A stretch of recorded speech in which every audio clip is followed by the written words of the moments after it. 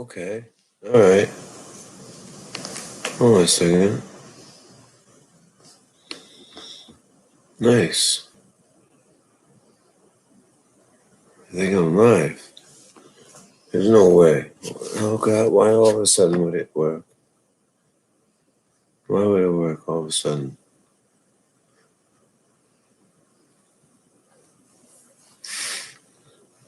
No, I don't think it's on it. It says live, but I need to connect it to. I don't even have the ability to screen share. Oh. Hey, the only thing is that the way that I was able to do it, I can't screen share. I don't think. Let me see. Let me see. Can I screen share? I'm still here. Can you guys? All right. So right now, can you guys see me, or can you see my screen?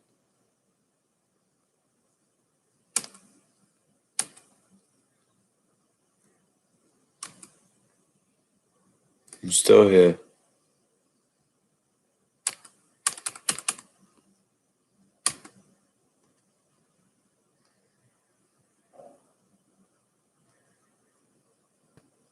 Hold on. This. All right.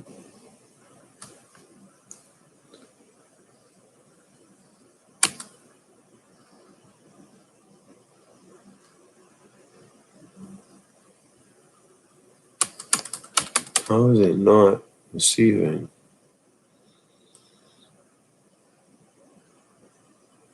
From a live control room on YouTube.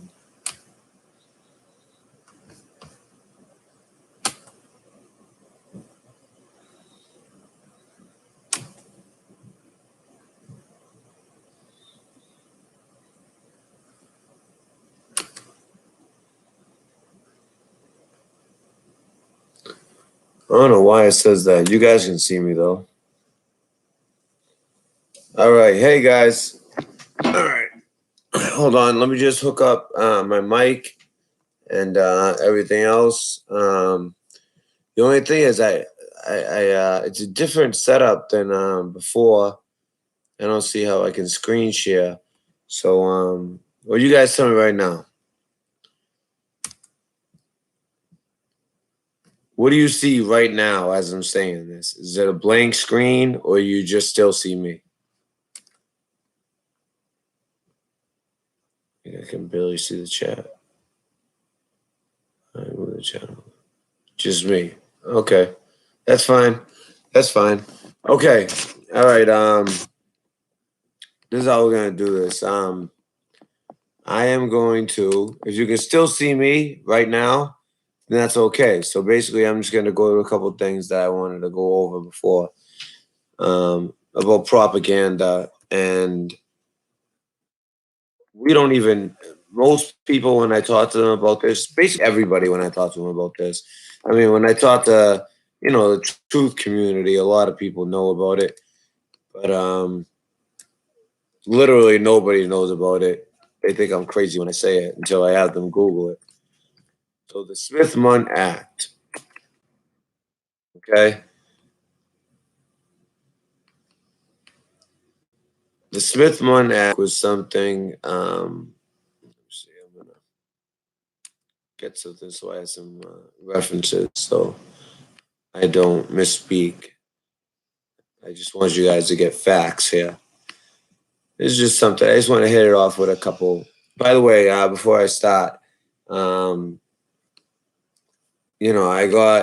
got a tip from one of my mods. She's great. I mean, I really appreciate you guys. You guys have been waiting around all night. I've been trying to figure this out. It's not exactly how I want it because I can't screen share. But hey, at least we're all together. We can talk about things. We can go over things. We can have phone calls. So what I wanted to first say was there's already a death toll right now in Alabama of 14 from a tornado. Also, there was a earthquake in Ohio, which is not normal. It wasn't a huge. It was a 2.5, so it wasn't huge, but it's just not normal. It just shows that the Earth is active right now, and when you start seeing things like that, who knows? You might see a big one coming. That definitely, when she said that, I that was definitely alarming to me because that's not normal in that part of the country. And then at the same time, I mean, the real tragedy right now is in Alabama, already 14 dead. But for decades, the so-called anti-propaganda law is what they called it, has basically protected Americans from propaganda because that's what most other governments do. You know, Russia, North Korea. I mean, they're some of the most famous for it, but really, most other governments do control what their people see, whether it's on the internet or before the internet, on TV, in movies, everything. Well, I'm not just talking news, we're talking television shows um, and all that. In America, we did have a law against it. You would still see certain things, like pro-American things and like pro-American movies and things like that, which is fine, but also kind of portraying other countries a certain way. So we always kind of grew up with a certain, in our mind, what a Russian is like, what with certain other countries, what they're like over there, and people who travel there end up being surprised. It's a culture shock. They didn't, because we have been getting propaganda, but there was still a law against it. Well, Obama made sure to lift that law in 2012. It took 180 days to actually go through, but it went through. And in 2013, you only find a couple articles, but I'm looking at one of them right now. And on July 2nd of 2013, that law that protected us from propaganda came silently to an end. You didn't hear about it on any. I'm just worried about my face. I just ate a taco. Oh my God, I hope I don't have like taco. All right, so, but that law came silently to an end on July 2nd in 2013. Nobody heard about it. They didn't report it on the news. That's a huge, huge deal. And when you think about it, ever since then, the news we watch, the movies that are available, it's all changed. I mean, I think the quality of movies has gone way down. I mean, there was one movie I really liked, Get Out. It was called Get Out. I'm sure a lot of you know it. Love that movie, but really, like the movies, they're not as good. But it turns out now the propaganda, it's not only not just frowned upon. No, it's legal and it's happening. And it's not just the news, it's the television programs, it's the movies. Last time I talked about this, my stream got shut down. I don't know. People always say that and they think, over the target. And that's true sometimes. Other times, it's not. Other times, just technical difficulty. So I'm not going to sit here and say that's why, but it was odd because we were on for hours and that's when all of a sudden it went down. But it's just amazing to me that so many people don't know that. Oh man, now it got me. I hope I didn't just mess this up.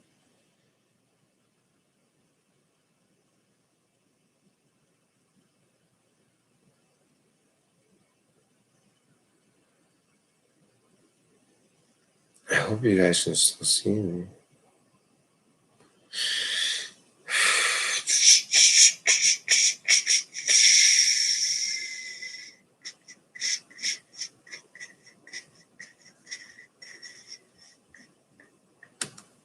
sorry, guys. I'm just doing this for myself. I need to make sure you guys are still there because I have to leave you to read these articles. So let's see.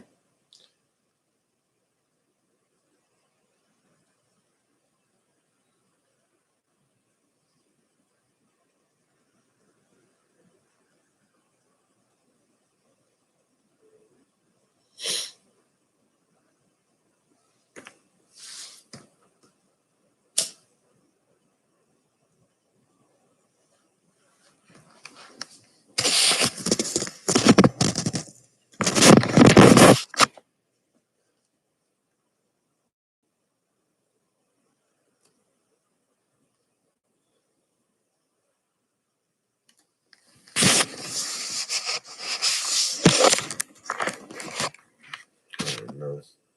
Oh, wait. Oh my God.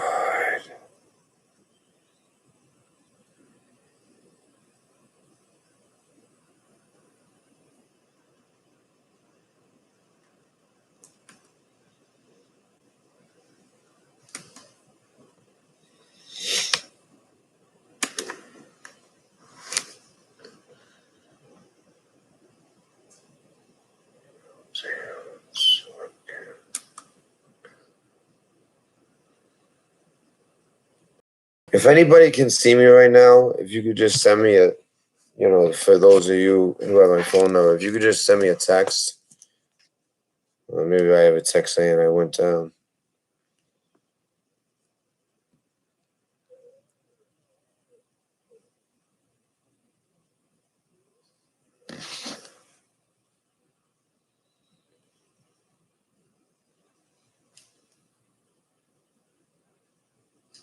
Oh no, there's me.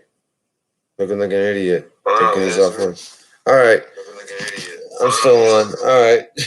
Sorry about that. All right. So basically, it's amazing to me that most people don't know this, that we have laws in place that encourage the government to be involved in everything from our movies to our TV shows.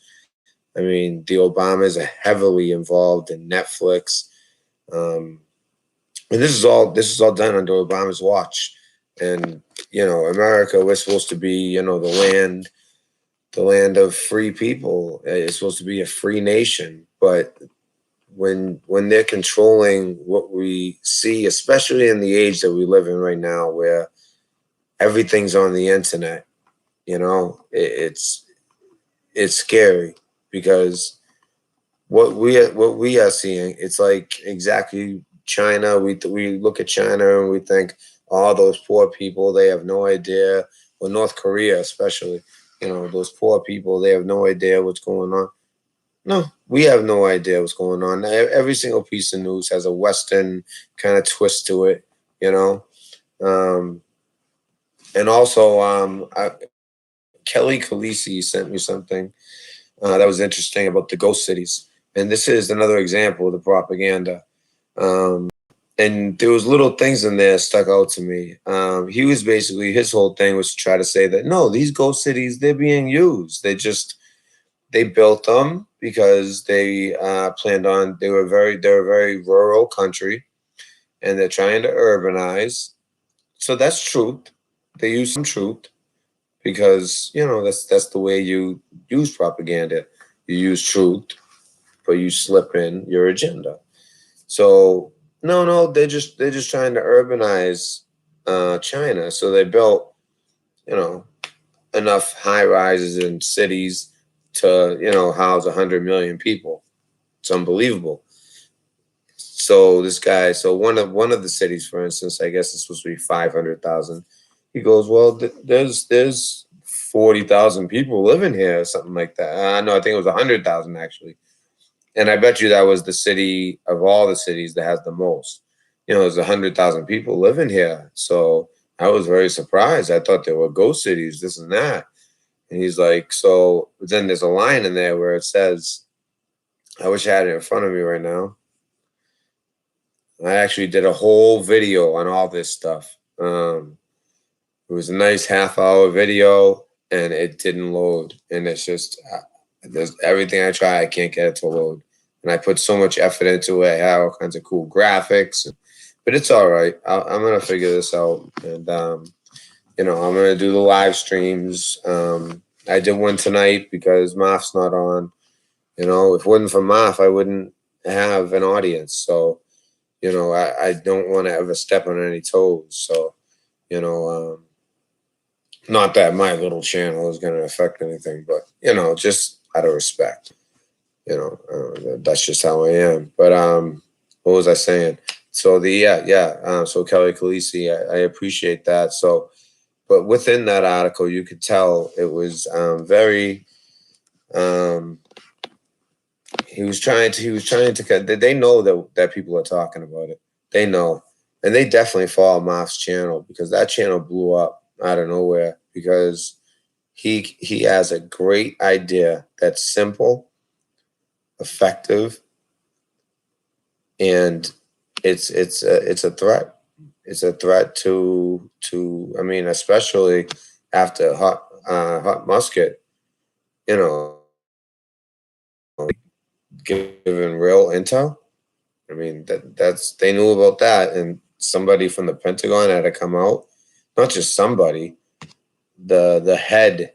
I don't know what his title was, but he was the big boss, and he or she had to come out and say, no, no, that wasn't true. That wasn't true.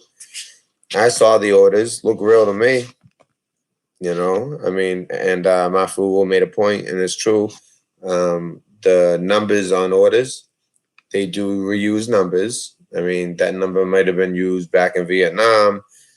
It's not really hurting anybody that they reuse it just for an order. An order could be something as simple as, like I got one. I had to go to Jacksonville.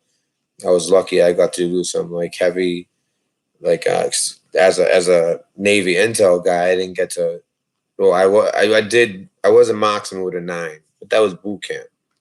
After boot camp, I didn't touch a gun. So, I wasn't that brave, but, I did do the intelligence. That's what I was good at. That's what the ASVAB placed me at because I'm good at math and analyzing.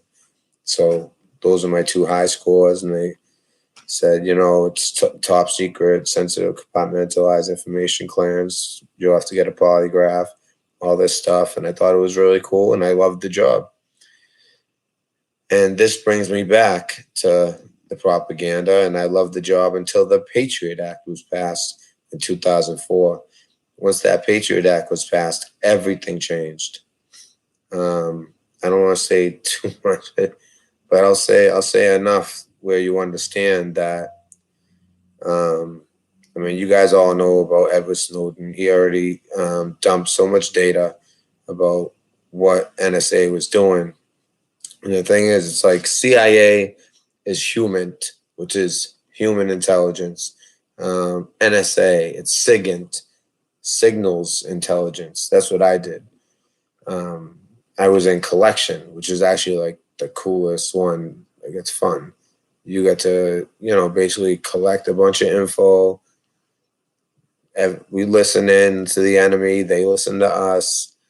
It's funny that the thing that people don't realize is the thing that is the most difficult part of the job is, and really life, but in particular, we're talking about this job, is figuring out not just life, but especially in the truth community is what I mean. Figuring out what's real intelligence, what's real information, and what is disinformation. That's a very difficult thing to do because what they'll do is they'll send out 100 different messages, encoded, like encrypted to the teeth, and then all of a sudden there'll be one, and the guy on the other side knows which one is the real one. There's some things ahead of time that's established, and it's just the way things go, and that's the one that's the real intelligence. But believe it or not, our intelligence community is so good. We get it right 99 out of 100 times. But it's that 1 out of 100 times when you mistake real information for disinformation. And usually when we feel confident about something, it's the special forces going in. and we watch on satellite imagery and all that, and having to watch these was one event that I mean, they took out 112 before they went. Yeah.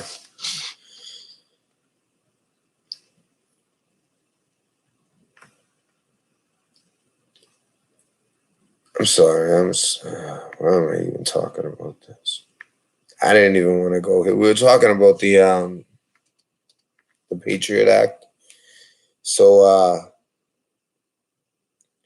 my whole job description changed after the Patriot Act, and basically we started listening to Americans, Americans of interest, and that's not a secret. I mean, that was known after 9/11. Everybody was so concerned about their security, including myself. I mean, as a young man, that's why I joined the military, and we were willing to give up our freedoms to be safe. And yeah, there hasn't been any major events like that since. But I mean, I feel like we gave up way too much of our freedoms in that Patriot Act. And it's odd because that Patriot Act, it was ready to go. They had it. I mean, this act was written so thoroughly. You look at like other pieces of legislation, it doesn't even touch this. I mean, of course, it's a very important, you're changing. You're going against the Constitution. You're changing a lot of things. It's changed everything because with the Patriot Act, there's always a loophole to look at any American and investigate any American. And with the technology that we have, that's scary. I mean, you saw it happen to Trump. There's ways that, you get the FISA and the FISA warrant based on something from Michael Steele in Britain, and boom, you get a warrant. Now they're tapping him, they're tapping everyone in his campaign. And I mean, the fact that they got nothing out of that, I mean, that just shows that Trump is squeaky clean. I mean, I could not picture any other politician, if you bugged him and his whole staff, not finding out any dirt. I mean, it's been 2 years. I feel like we would have heard something by now. The worst that they said was that his son met with the Russian. Turns out the Russian, that the whole story was not as it was portrayed at first, and it really was nothing. So it just turns out that he was squeaky clean. And I do believe that he was approached by generals that there was going to be a coup in this country. They were going to overthrow Obama. Now, some of this is conjecture, not fact, but it's educated conjecture, if that makes any sense. It was going to be a coup, and I strongly believe that. All right, I'm going to open it up for calls. I have some more stuff, I can go over, but I want to open it up for calls right now. I'm going to put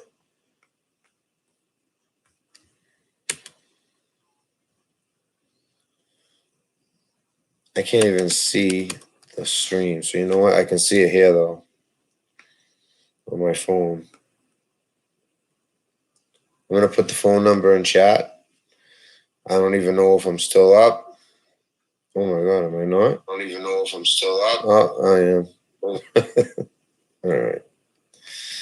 All right. So here we go. Here's the phone number. Any brave souls out there want to call in? I'm not going to put a time limit on you because there's only 17 of us right now. Let's try hitting the like button, sharing it. If you haven't subscribed, please subscribe. I promise. I'm going to put out some great videos. I actually have one today. It wouldn't load. I've been at this. The mods will tell you I've been at this all night trying to get up. This is like my, I don't know, maybe ninth or 10th attempt at a stream, let alone the video that didn't go up. But did I even go out? I'll put that out again. And I know people are gonna be like, wait, you're putting out this phone. I have 3 phone numbers, one for business, one for personal, and one is this. So I'm not too worried about it. So any brave souls. What is this? Jordan Ortiz was timed out by Jim. Okay.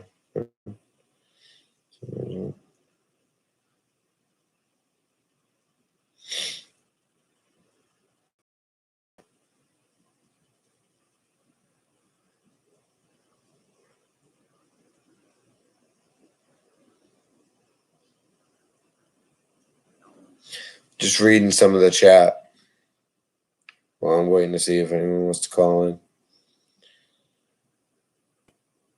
Wow, so 3 guys went to jail for the hot musket report. One of the guys' dad was retired Marine Corps and turned them in. Wow. I heard that, but it was on a news site that I just don't trust that much, and I didn't see it anywhere else. But wow. WV is dropping great knowledge in here all the time, giving us a lot of great info the other night. So I believe it. No, wow. Well, that's proof right there. I mean, damn. Does anyone know the where the guy was from? Oh no, he was from Texas, right? No, he was going. Yeah, I probably said a hot word or two. It's all right. I'm not worried about it. Seeing what else we got right here. Seeing who we got. Jerry Love. I love you, hun. CJ Blaze, you're the best. Oh, Kelly Khaleesi, you're here. Thank you for the story. Keep them coming. Yes, Giggles, I agree. Pure evil. Pure evil. We all got duped, which makes you question, all right, who benefits, right? Who benefited from 9/11? It wasn't the Middle East, I'll tell you that much.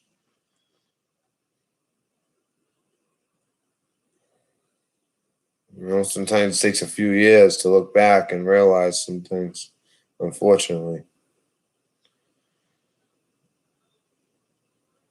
Jerry Love, I agree, they're not hiding anymore. In fact, at first I thought he was out of his mind. Kleck, Jonathan Kleck. I have come to respect that man. He comes with so much unbelievable, like, coincidences. He has eyes, because I truly believe that that God has given him the ability to see certain things going on. Because at first I was like, all right, you know, he found a couple coincidences, okay. But then he just keeps them coming, keeps them coming, keeps them coming. It's unbelievable. If you really like go back and look and watch a sequence of his videos and the amount of data that he's provided that shows that proves evil, and it proves what he was saying in the beginning. I mean, he came out saying certain things, and I just thought he was crazy. But as you watch the videos, he just keeps proving it. And he always says, like, well, I proved it. And I'm like, no, I didn't prove it. You know, you made a good point. But when he keeps bringing it up, you see it in so many different places. This thing with the scorpions, and that's what it says in the Bible, the scorpions and the locusts in the pit. And it'll make, our hearts fail. That's how scary the sight will be. I mean, that's why we need to be prepared. You know, we talk about the bug out bags and all that, but the most important thing is to get right with your God, with whatever your God is, just get right with your God. You know, I get right with Jesus Christ, but whatever your God is. Thank you, brave soul. Here we go. Hello, and who do we have the pleasure of speaking to? I already know, but you know who I am. Would you like to tell the audience? Hello, this is Jerry Love. Jerry Love, how you doing? So Jerry Love, you're the one that I was telling everybody about that called and told me about the some of the stuff going on. Do you want to tell the audience? Because it sounds like you know it. You told me briefly. I was just telling you while about I was the losing my mind. That hit. Yeah. And that was in, where was that? I gotta look it up again. You said Alabama, right? Yeah, it was Alabama. Yeah. And death toll right now is 14. It was 14 earlier today. I'm not sure what it is now. Yeah, this is new breaking stuff, huh? Yeah. One thing that I think people need to be talking about is all the homeless. Yeah, I think we should too. Now, in Boston, they do a good job with the homeless. I mean, it's sad. They just basically, you know, build like they just take a warehouse and put a bunch of beds in it. But, you know, I even actually lived in one for 3 days, a veterans one. It was a little nicer, but it was pretty bad there. Yeah, I was watching one about California today, how many people are getting kicked out of their homes. Yeah, see, that's what I was getting at. It's California that has the huge problem. California, yeah, it's really bad. Yeah, I went to San Francisco. I was watching that today, and I was like, wow. Yeah, I went to San Francisco for a baseball game. Well, that's not the only reason I went, but you know, I timed it so it was the same time as the Red Sox, and you know, that way, you know, I was reporting on it as well for a radio station. So I just made the trip. Thought San Francisco would be a cool place to go, and I went there, and I could not believe, just like, I mean, they were like defecating on the streets. It was like unbelievable. And it's just like, but then you look right there, right, I guess right where all the facilities used to be, where they did help homeless people. All that property now is all these, you know, wicked expensive condos and things like that. The rent's like $4,000 or $5,000 a month. You know, that's what it is. That's what it's like in Boston too. They just push everyone out, but the homeless people, you know, it's California. They have way more homeless people over there, and they just, you know, there's so much money, yet you have such poverty in the street to the point where they're not number one, going number two on the street in broad daylight. I mean, and that's not like a, you know, one crazy time. That's a common occurrence. They have people whose job it is to just go out and clean that alone. That's their job, just to do that one thing. That's how often it happens. I think it's going to get that bad all over the place. I truly do. I mean, right now I live with my mom and my daughter and my son-in-law, and my brother is staying here.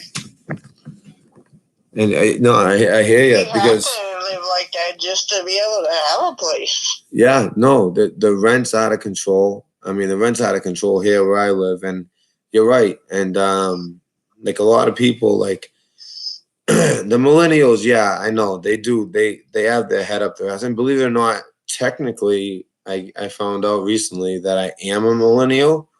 Technically, I was born in '84. I guess that's like the cutoff date's like '83 or something like that. So technically, I'm a millennial, I guess.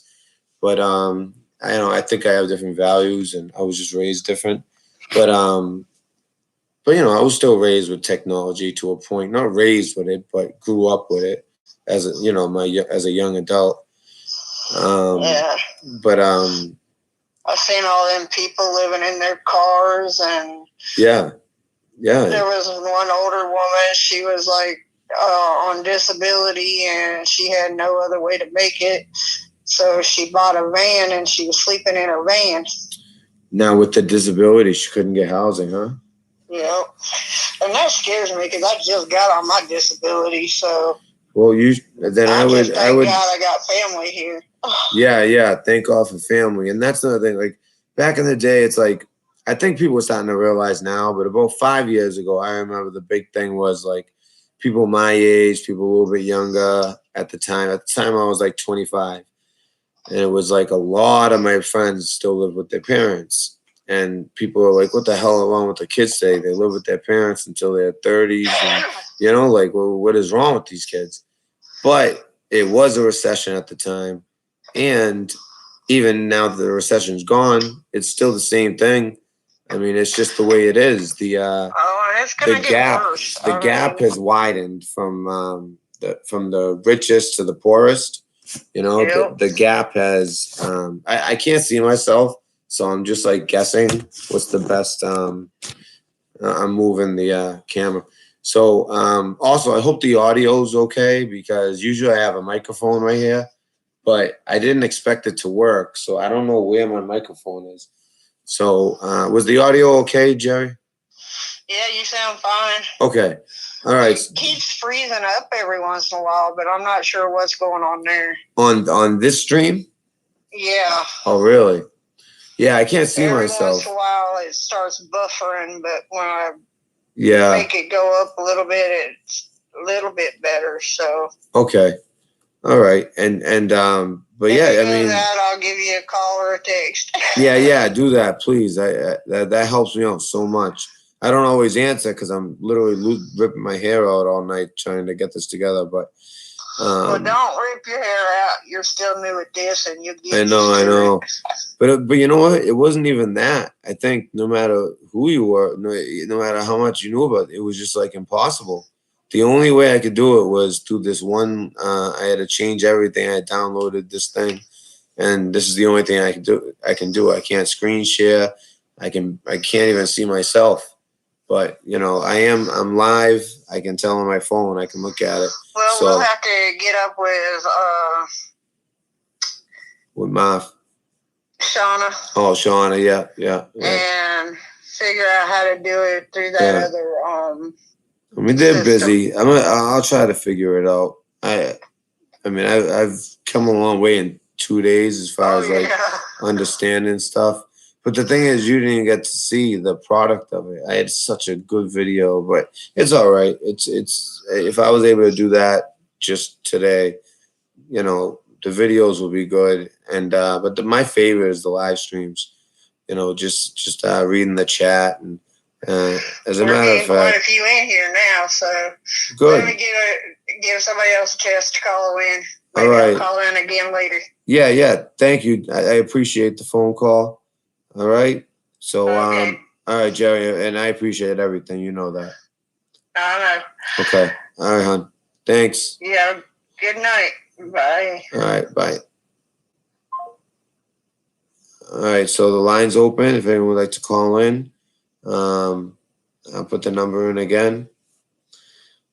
But I'm gonna start checking out chat, seeing what you guys are talking about.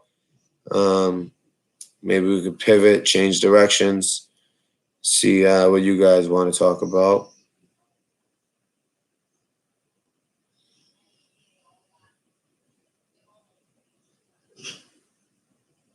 Crying hippie. You know exactly what you're talking about. Oh, you're talking about Native Americans. Okay, I'll get back to that. But that's going on right now to us, what they did to Native Americans. They're buying up all the water. That's the scary part. Like the bushes, they bought up all kinds of water. It's unbelievable. So this is Red Pill Dispensary. Hi there. It's West Virginia Prepared Mind. All right. How you doing, West Virginia? Well, I've been under the weather a little bit, but I thought I would just call in and say hey. All right, that's nice. Thank you. I appreciate that. And I would never have thought that you felt under the weather because it seems like you've been doing so much research and it shows every time you post something. It's even the other night, just all kinds of stuff. I appreciated that. Well, I don't know.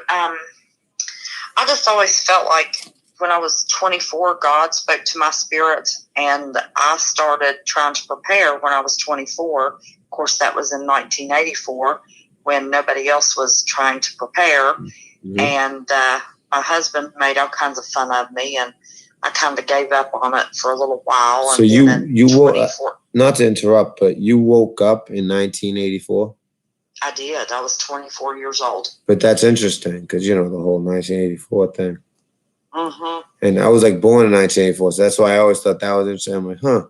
Because I always thought that God, not that God so much spoke to me yet until I was recently, really, just the last year. But I always felt like I had more of a purpose, Yeah, absolutely. Yeah. And I think that's great.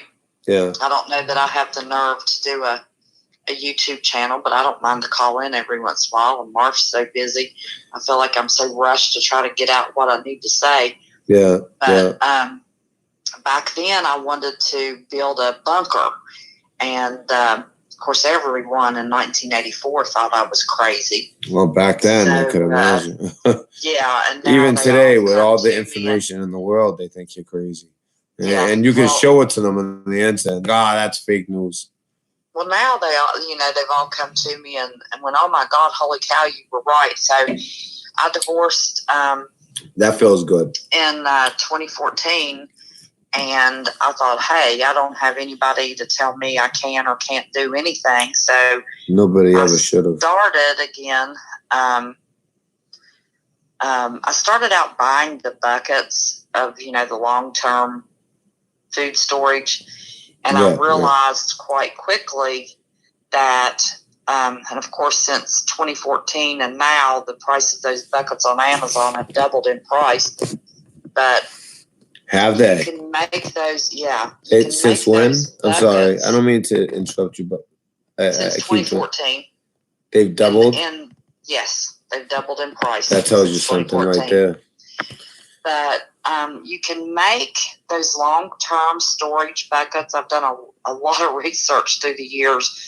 If you take Knorr packaged sides, cake mixes, cereal, noodles, anything that you can put in a Mylar bag with oxygen absorbers, that gives that food 10 years. The expiration date doesn't start until you open that Mylar bag. Really? Now, I didn't know that.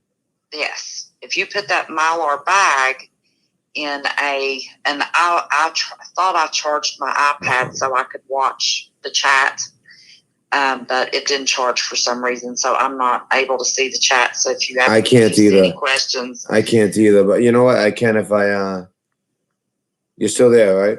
Mm-hmm. Okay. Just making sure I didn't. I'm still here.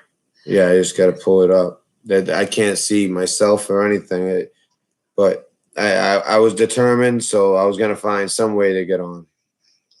But if you... Okay, I can see the chat. That gives the 10 years of anything you put in that Mylar bag with appropriately sized oxygen absorbers. Like in a 1 gallon bag, just to be safe, I'll put 300 cc's of the oxygen absorbers. In the 5 gallon bags, I will put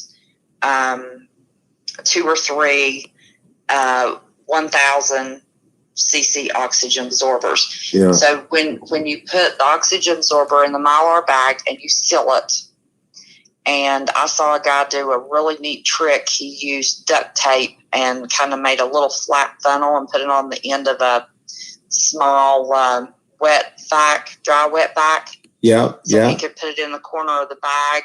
and he sealed everything. Oh, wow, and then huh? used the flat iron, like a $20 flat iron from the dollar store, and then sealed under, where he had inserted his little tube he made out of duct tape.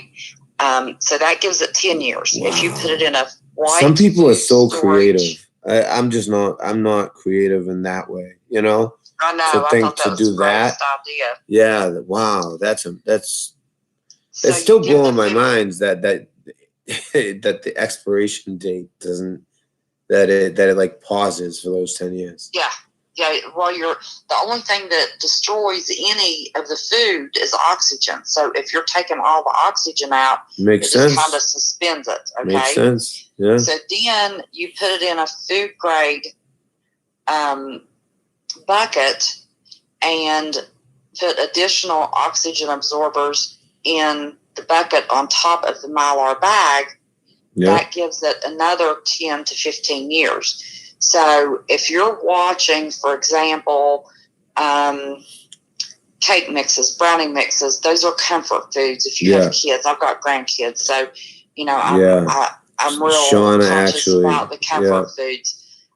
Your rice, your sugar, your flour, and of course your rice, your flour, your cornmeal, you have to freeze it for 4 to 5 days because the lovely FDA says it's okay to have so many bugs and larvae and eggs in those things when they package them.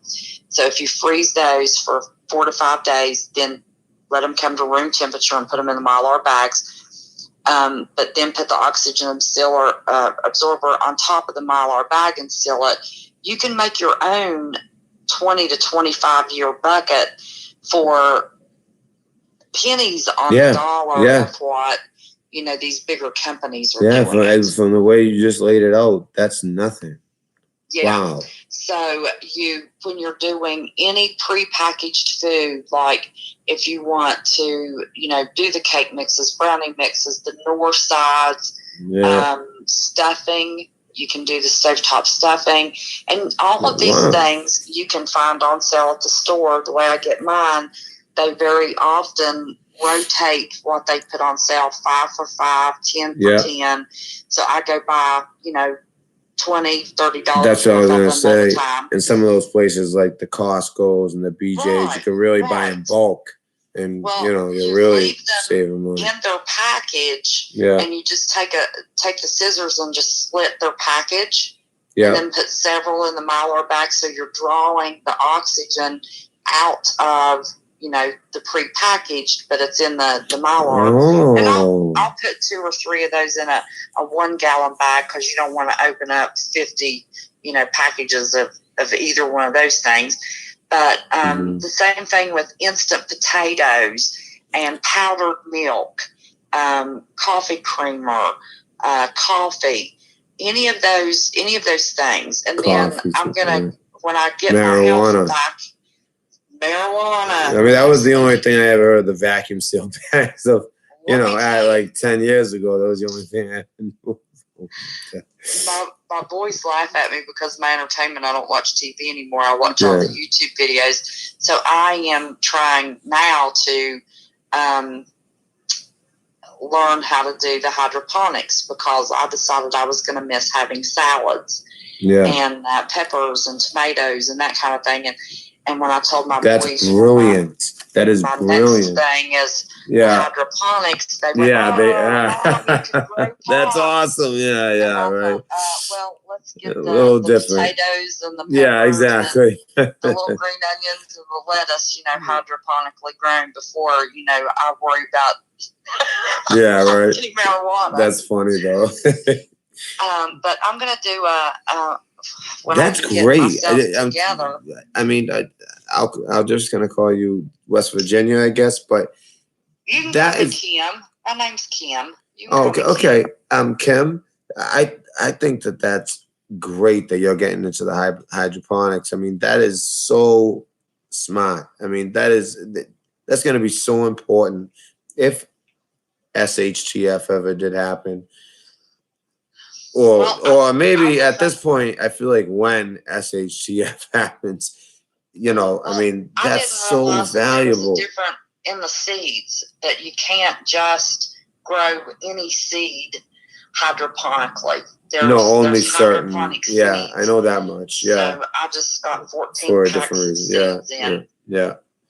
But the other thing, well, I'm going to be on. It's going to be Shauna's trial show. and error, when you're learning things. I'm learning that myself just doing this. And like earlier, you said like I don't think my purpose is to make a YouTube channel and make the change. Who knows? Maybe it is, but I think I just have a bigger purpose in some way. I mean, that's why like I work on the radio and I like that, but I can't speak freely. Right, I have to talk about sports. Right. Yeah. Well, I worry about, some of the people, when I watch the chat on Marf and John X and, there's a lot of negative Richie, comments. I think. But when you have that many people in one place, you're going to have some bad comments. I mean, because I used to get a little upset because people would be like, oh, yeah, cryptologist, sure. So before I called in again, I put all my credentials, took pictures of everything, sent them to Marf, sent them to one of the guys who work with him, Dex, and they looked at all of it and they were like, holy shit, you know what I mean? They could see, the job, what the job requires, the clearance required, everything. Right. And then my personal paperwork of my DD-214, my medals on there, everything. A lot of my medals I had to black out because, when we get medals, we can't let people know about certain medals. You know what I mean? Because it's just like, how did you get it? You can't answer that question. Yeah, you can't answer that question. Yeah. But my concern is, the people that worry about not being able to afford. So that's why I was wanting to call tonight, and give those little tips. And, like right now, my son's favorite pasta is the Bertolli, or however you say it, brand. Yeah. Kroger's has it 10 for 10. And the sale's off Tuesday. So I told him, I said, you better go tomorrow and see, if they have your noodles, if they have your spaghetti, whatever they have, 10 for 10, and get some. And of course, that stuff has, now, do they support? Do they kind of understand the potential gravity of? Well, my oldest son that has been that's going to go get the noodles. He's USMC vet. So what do you think? Yeah. So he knows. Yeah. So he's and he understands. Even if he doesn't think something might not happen, we'll be okay. He understands. Always prepared, always ready. Hurry up and wait. That's what we do in the military. We hurry up and then wait, but we're prepared. But he was always prepared. He was real upset when I was telling him about the sub coming into Puget Sound because he was stationed out there in Bangor on the naval base, and that's where our nuclear subs are. And he said, how the hell did they get past that? But they're real slick. But I, my biggest thing was I wanted, the few that was here to understand, if you watch for those sales, and the dollar store and the Dollar Tree have canned treat, or, I do the treat. I don't like Spam. The cans of chicken, the cans of tuna, you get cans of ham. There's so many stores that'll sell, the canned vegetables for 69 cents a can. I go buy a flat of them. We've got to, check with the Chinese restaurants. We've got a Chinese restaurant here that has 25-pound bags of rice for $26, and it's the jasmine rice. It's the better rice. We've got a farm store that sells 100 pounds of pinto beans for $74.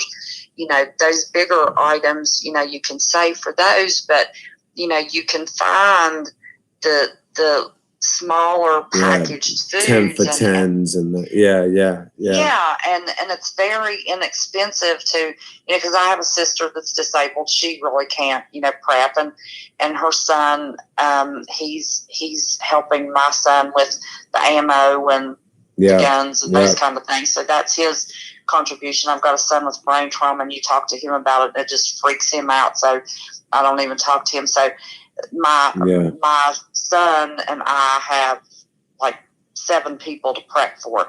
But I started canning. You know, I thought, why in the world, you know, I can find meat on sale. I'm going to go on Shauna's show. I'm going to do I think you should. canning sequence. Yeah, I think you should. You're full of just nonstop knowledge. I mean, and some of the stuff you were talking about earlier. I'm sorry, guys. Just for anyone who was there for the last live show, my chair broke in the middle of it, so I'm sitting like on this like. I'm not in a chair. Let's just say that. So I'm not too comfortable. Mark's table broke. Your chair broke. I know, right? No, but yeah, you're just full of knowledge. It's amazing. Yeah, I'm gonna do a canning series.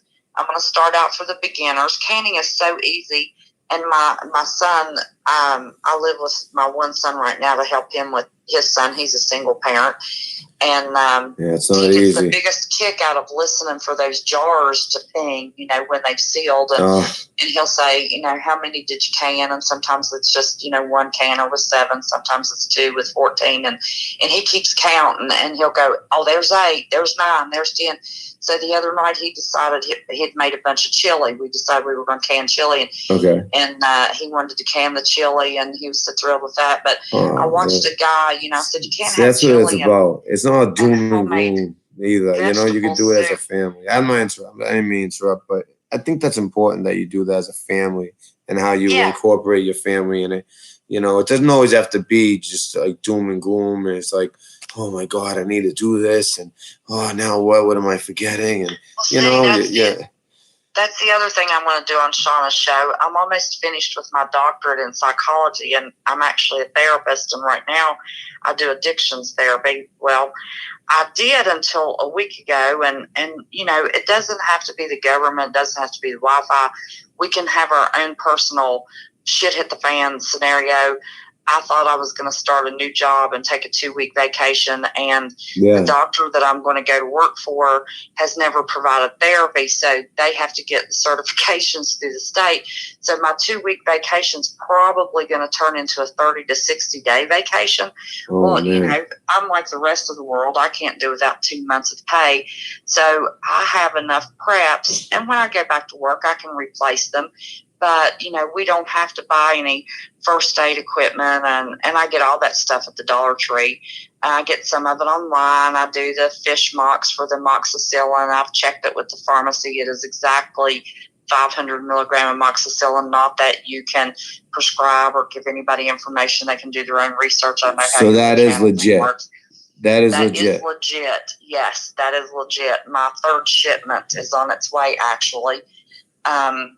But, you know, as far as the peroxide and the alcohol and Band-Aids and Neosporin and, you know, I've got a separate first aid tote, and then I've got a separate trauma tote, you know, with scissors and bandages and a lot of gauze. And I ordered a suture kit that had 12 needles with the thread already in it. So, you know, if you have that stuff labeled and separated and you're prepared. But, you know, my other segment with Shauna is going to be, you know, I'm almost finished with my doctorate in psychology.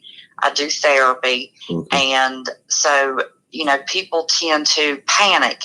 I think really before we see a huge shit hit the fan situation, if something happens with the government, it's going to be right before the election.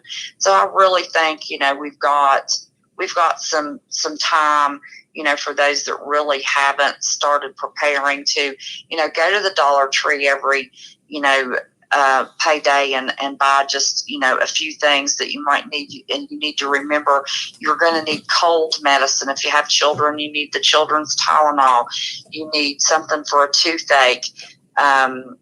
If you'll just make a list of what you use in a month's time and just go buy a few of those things at the Dollar Tree, you know, very soon, you know, you're going to be going to the dollar store paying $5 for a tote because you've got a tote full of things. That's if you're going to bug in. If you're going to bug out, you know, you've got to, you know, travel a little lighter. Yeah, it's way lighter. But I mean, some of the things you brought up, being a single father, trust me, I didn't even think about some of this stuff.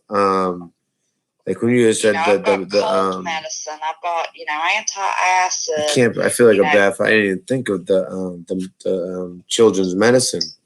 Mm-hmm.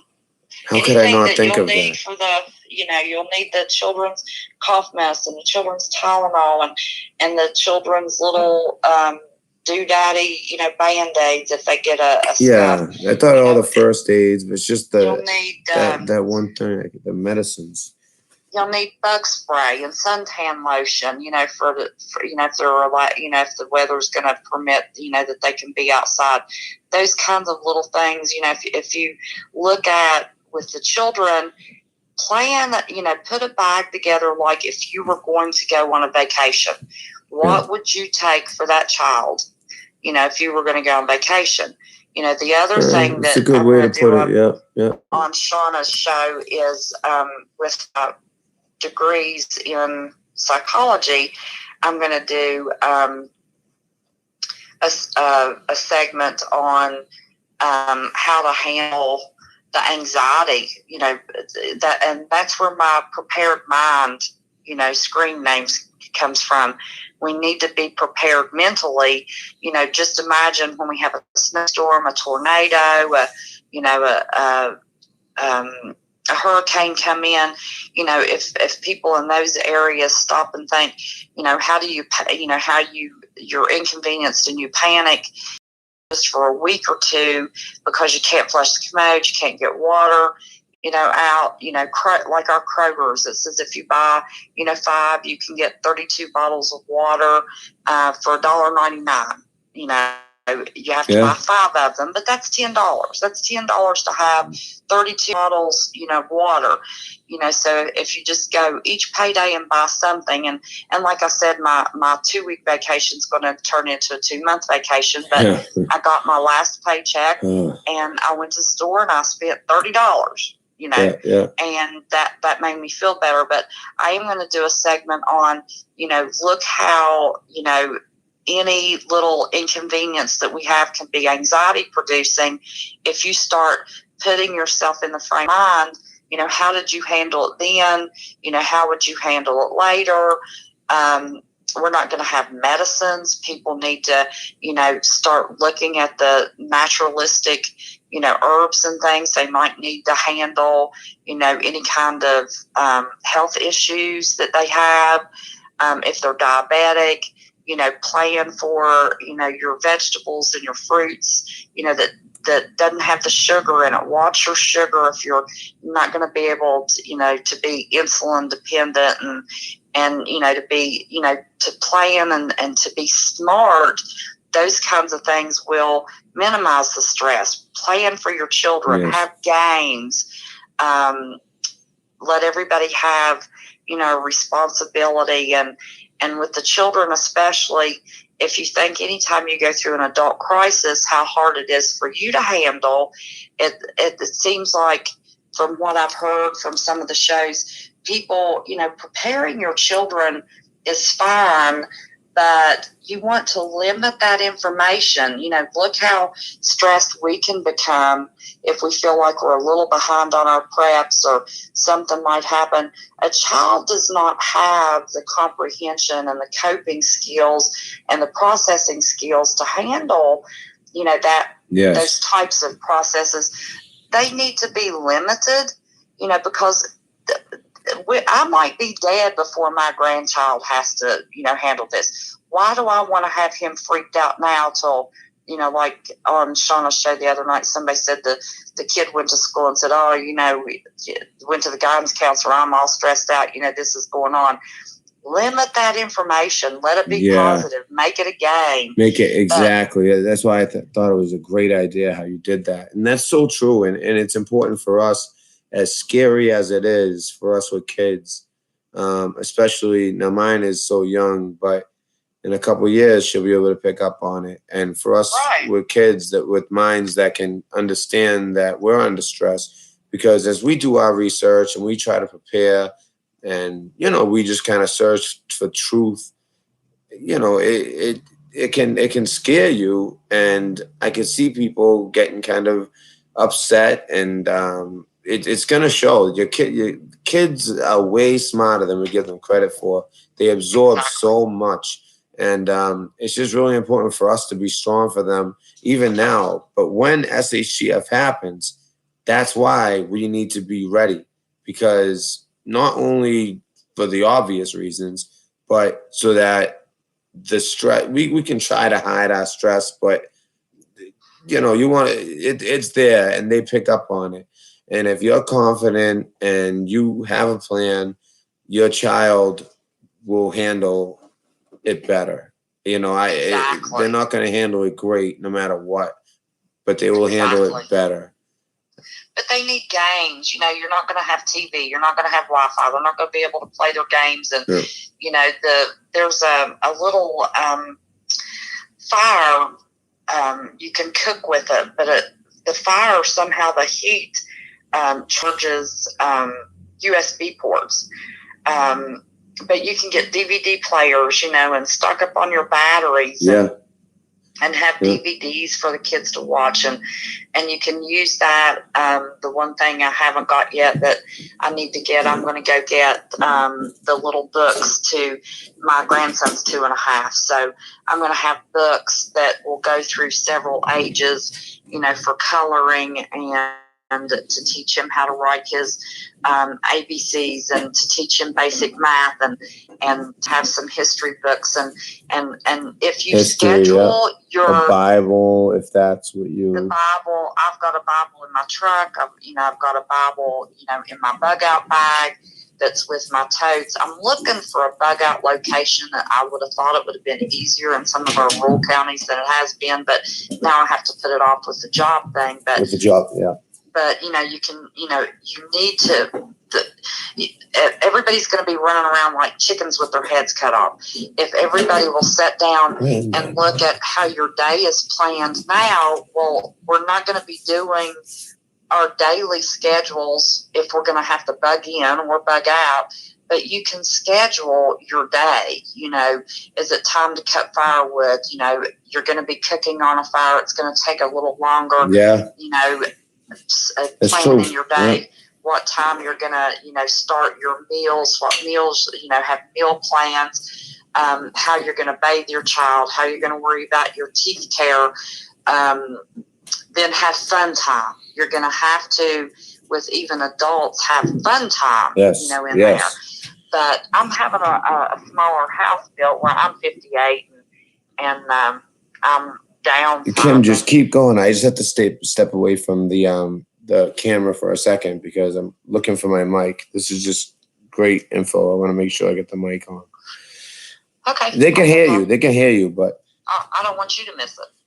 I can still hear you. You're on speaker. I don't have to go far. I mentioned in my comments about building a house, and I was going to put screen. I had started researching Faraday cages, and I get so tickled at everybody worrying about their USB ports and their cell phones and their iPads and their computer, their laptops. Listen, if we have a really bad situation, we're not going to have cell towers, and if the grid goes down, worrying about our cell phones and our tablets are getting us nowhere. The thing that we need to have in all our bags are our ham radios and our walkie-talkies.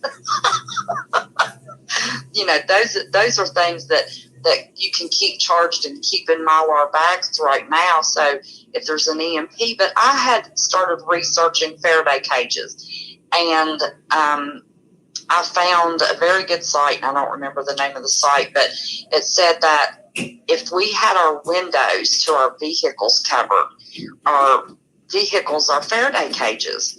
So I have ordered some Mylar blankets, and if you order them in bulk, they're fairly cheap on Amazon. And I thought, how much? I'm just curious. Hmm? How much are they? I'm just curious. For the blankets? I think it ended up being like $1 a bag if you buy more. I mean, a blanket if you buy more. Wow. Or just $1 and a few cents if you buy more. They're kind of flimsy. They're not you're gonna have to be gentle with them. I don't know how many people have the Mylar blankets, but they're they're not a whole lot more durable than aluminum foil, basically. But I've ordered some of those, and the site that I found said if you cover your windows to your vehicle, front, back, I have a full-size truck. So I'm going to need something for the front window, 4-size window. I've got 4 doors, so I've got the 4 side windows and the back window. So I'm going to glue nickel-size magnets and make, just like a little hem on the Mylar blankets. So those magnets will hold those Mylar blankets on my front windows from the top down to the door on the side windows and the back window, and protect my truck so it will run.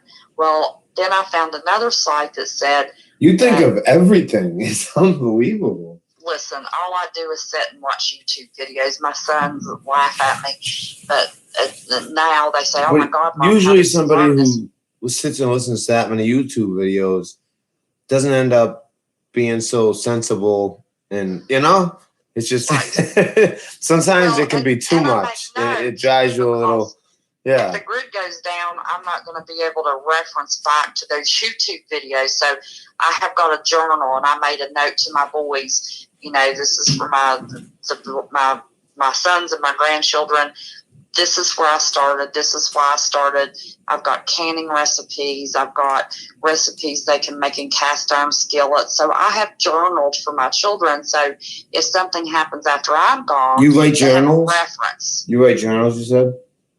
Pardon me? You said I'm sorry. You said you write journals.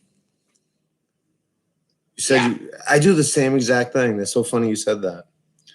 Yeah. I write a journal entry every other night and I write it for my daughter. I just have this I don't know, it's probably just paranoia, but I have this weird feeling I'm gonna die young. I've always felt that way though, since I was 17.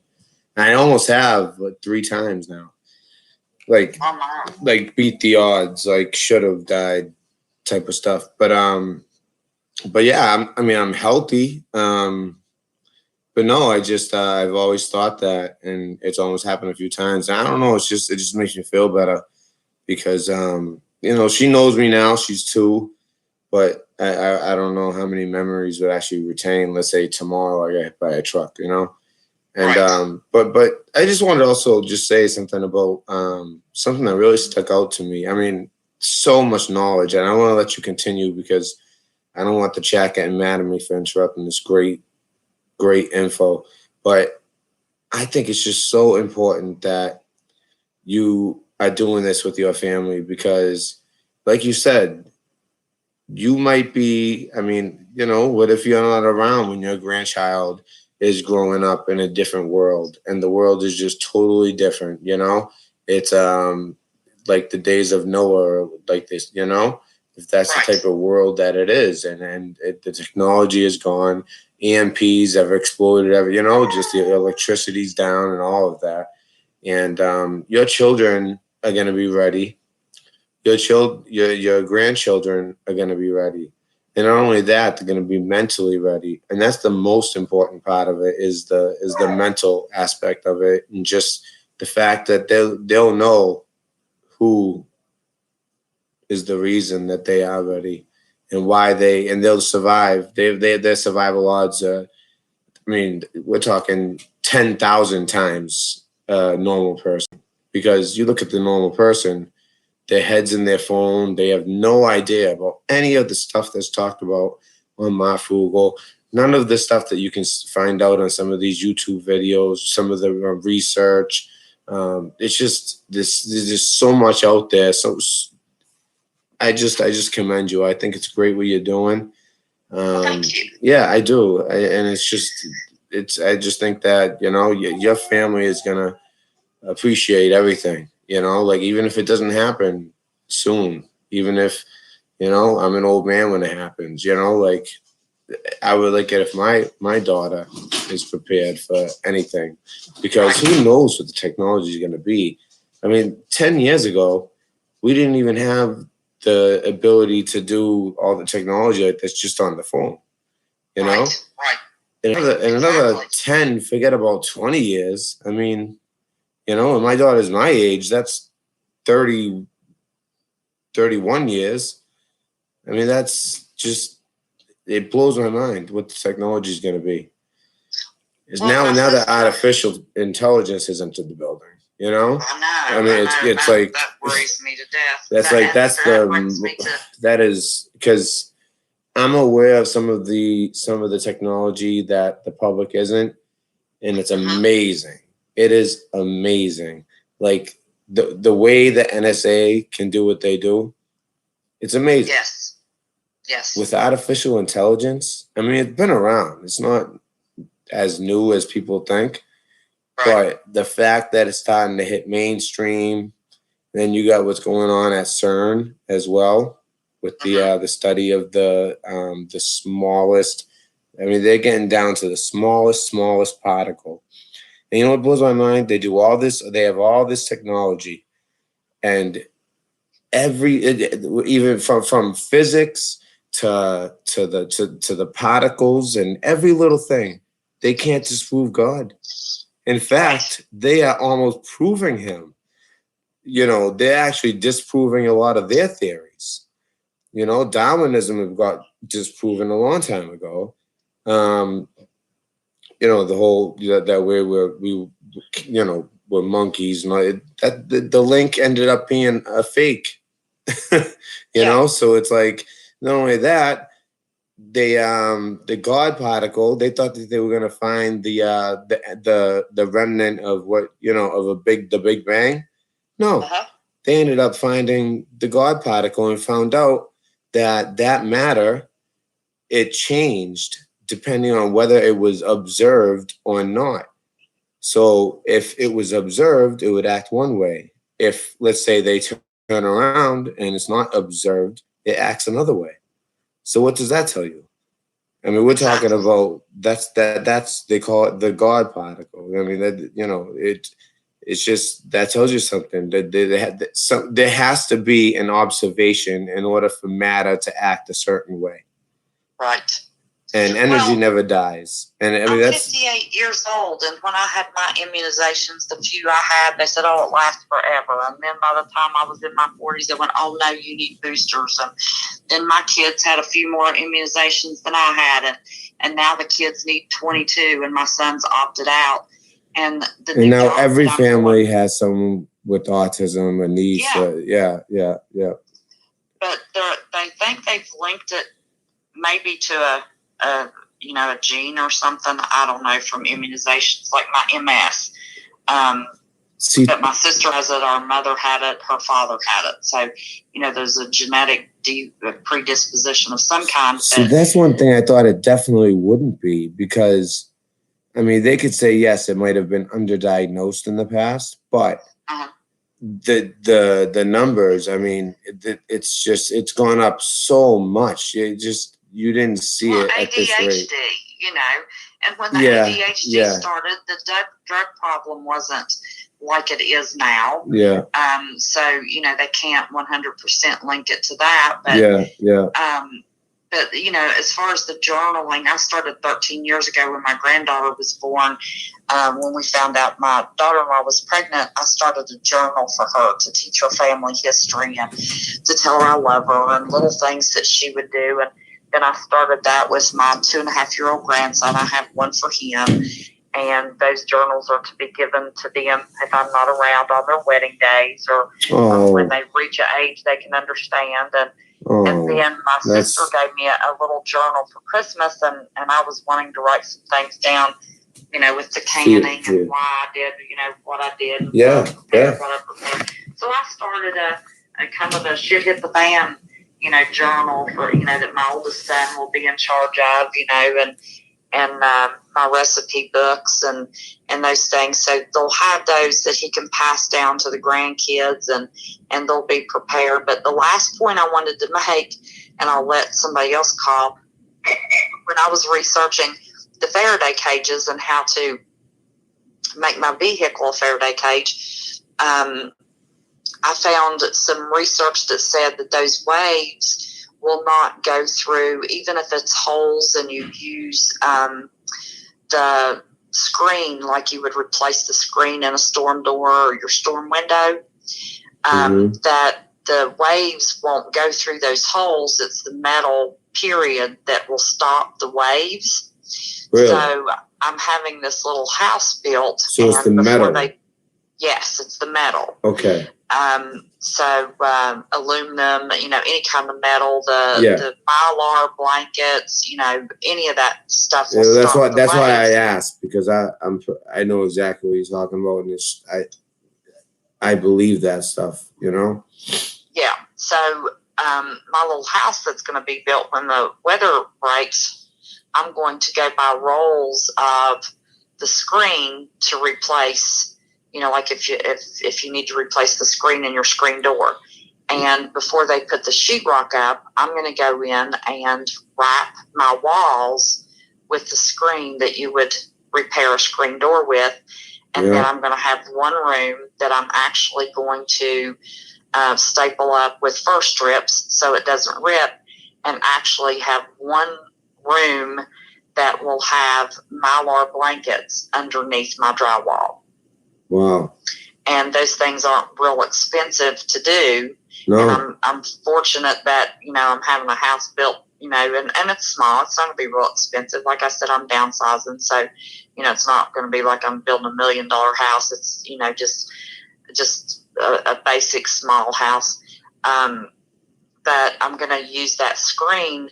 But they were talking about the duct tape is fibrous, and if you use the Mylar blankets and put them completely around your windows and doors with the duct tape, and put newspaper in a layer of the Mylar, radiation will soften the newspapers and turn it black, and that's kind of your thermometer of when to change your paper. Wow. Okay.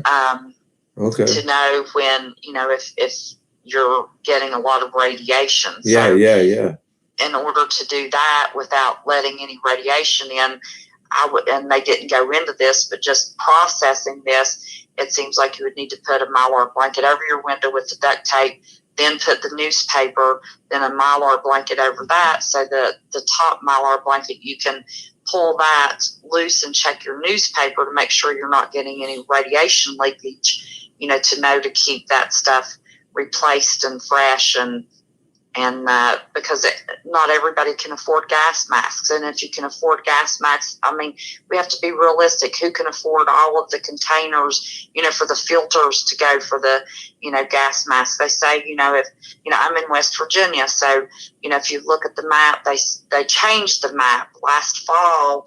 They said if Yellowstone blew, I saw that. West Virginia would get 1 to 3 inches of the cool ash. Yeah. Now they've changed it. West Virginia's going to get 3 to 10 inches. I saw that. And, that's going to be filled with sulfur and, all kinds of things we can't breathe. Well, we and can't, not just for that stuff. Now, some of the stuff you're talking about could potentially help with 5G, no? Right. Exactly. All right. Just to be clear for the audience, because that's what I was thinking the whole time. Was the 5G. Yes. Yeah. That's my original point. That was my original reason is for the 5G. Yeah, and of course, I'll have the screen on the windows and the screen on the storm door. Exactly. And the screen that's underneath. Brilliant. The drywall for the 5G. Yeah. Because, I don't want, I'm 58, but I've got a 2.5-year-old grandson and a 13-year-old granddaughter. I don't want their molecular structure changed, from 5G, That's the video I've been working on. I was working on 2. One, I tried to put up today, wouldn't let me. The other one's 5G, because I feel very confident when I'm talking about that type of stuff, because I had to learn everything about, UHF, VHF, ultra high frequency, very low frequency. I know all about that type of stuff. HF, high frequency, like all the different types, and then, how they can come across, whether it be a FSK, a PSK, a BPSK.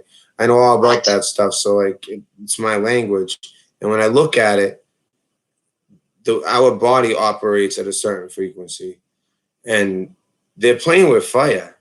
Exactly. Like how close to our. It's actually not. It's not even playing with fire. It's just outright on purpose, and it's so clear what they're doing, and they're trying to. Exactly. It's just like, why would you have it at something operate at a frequency that our bodies operate at? It's Well, just. I heard on the news the other day that they're already pushing for the 6G to come out. Oh my God. And you know that when I heard Ma say this before, and he's absolutely correct. The 5G is already up. What they're putting up would be the 6G. Right. So when you see the stuff you see them putting something new up, and you're thinking, oh, that's 5.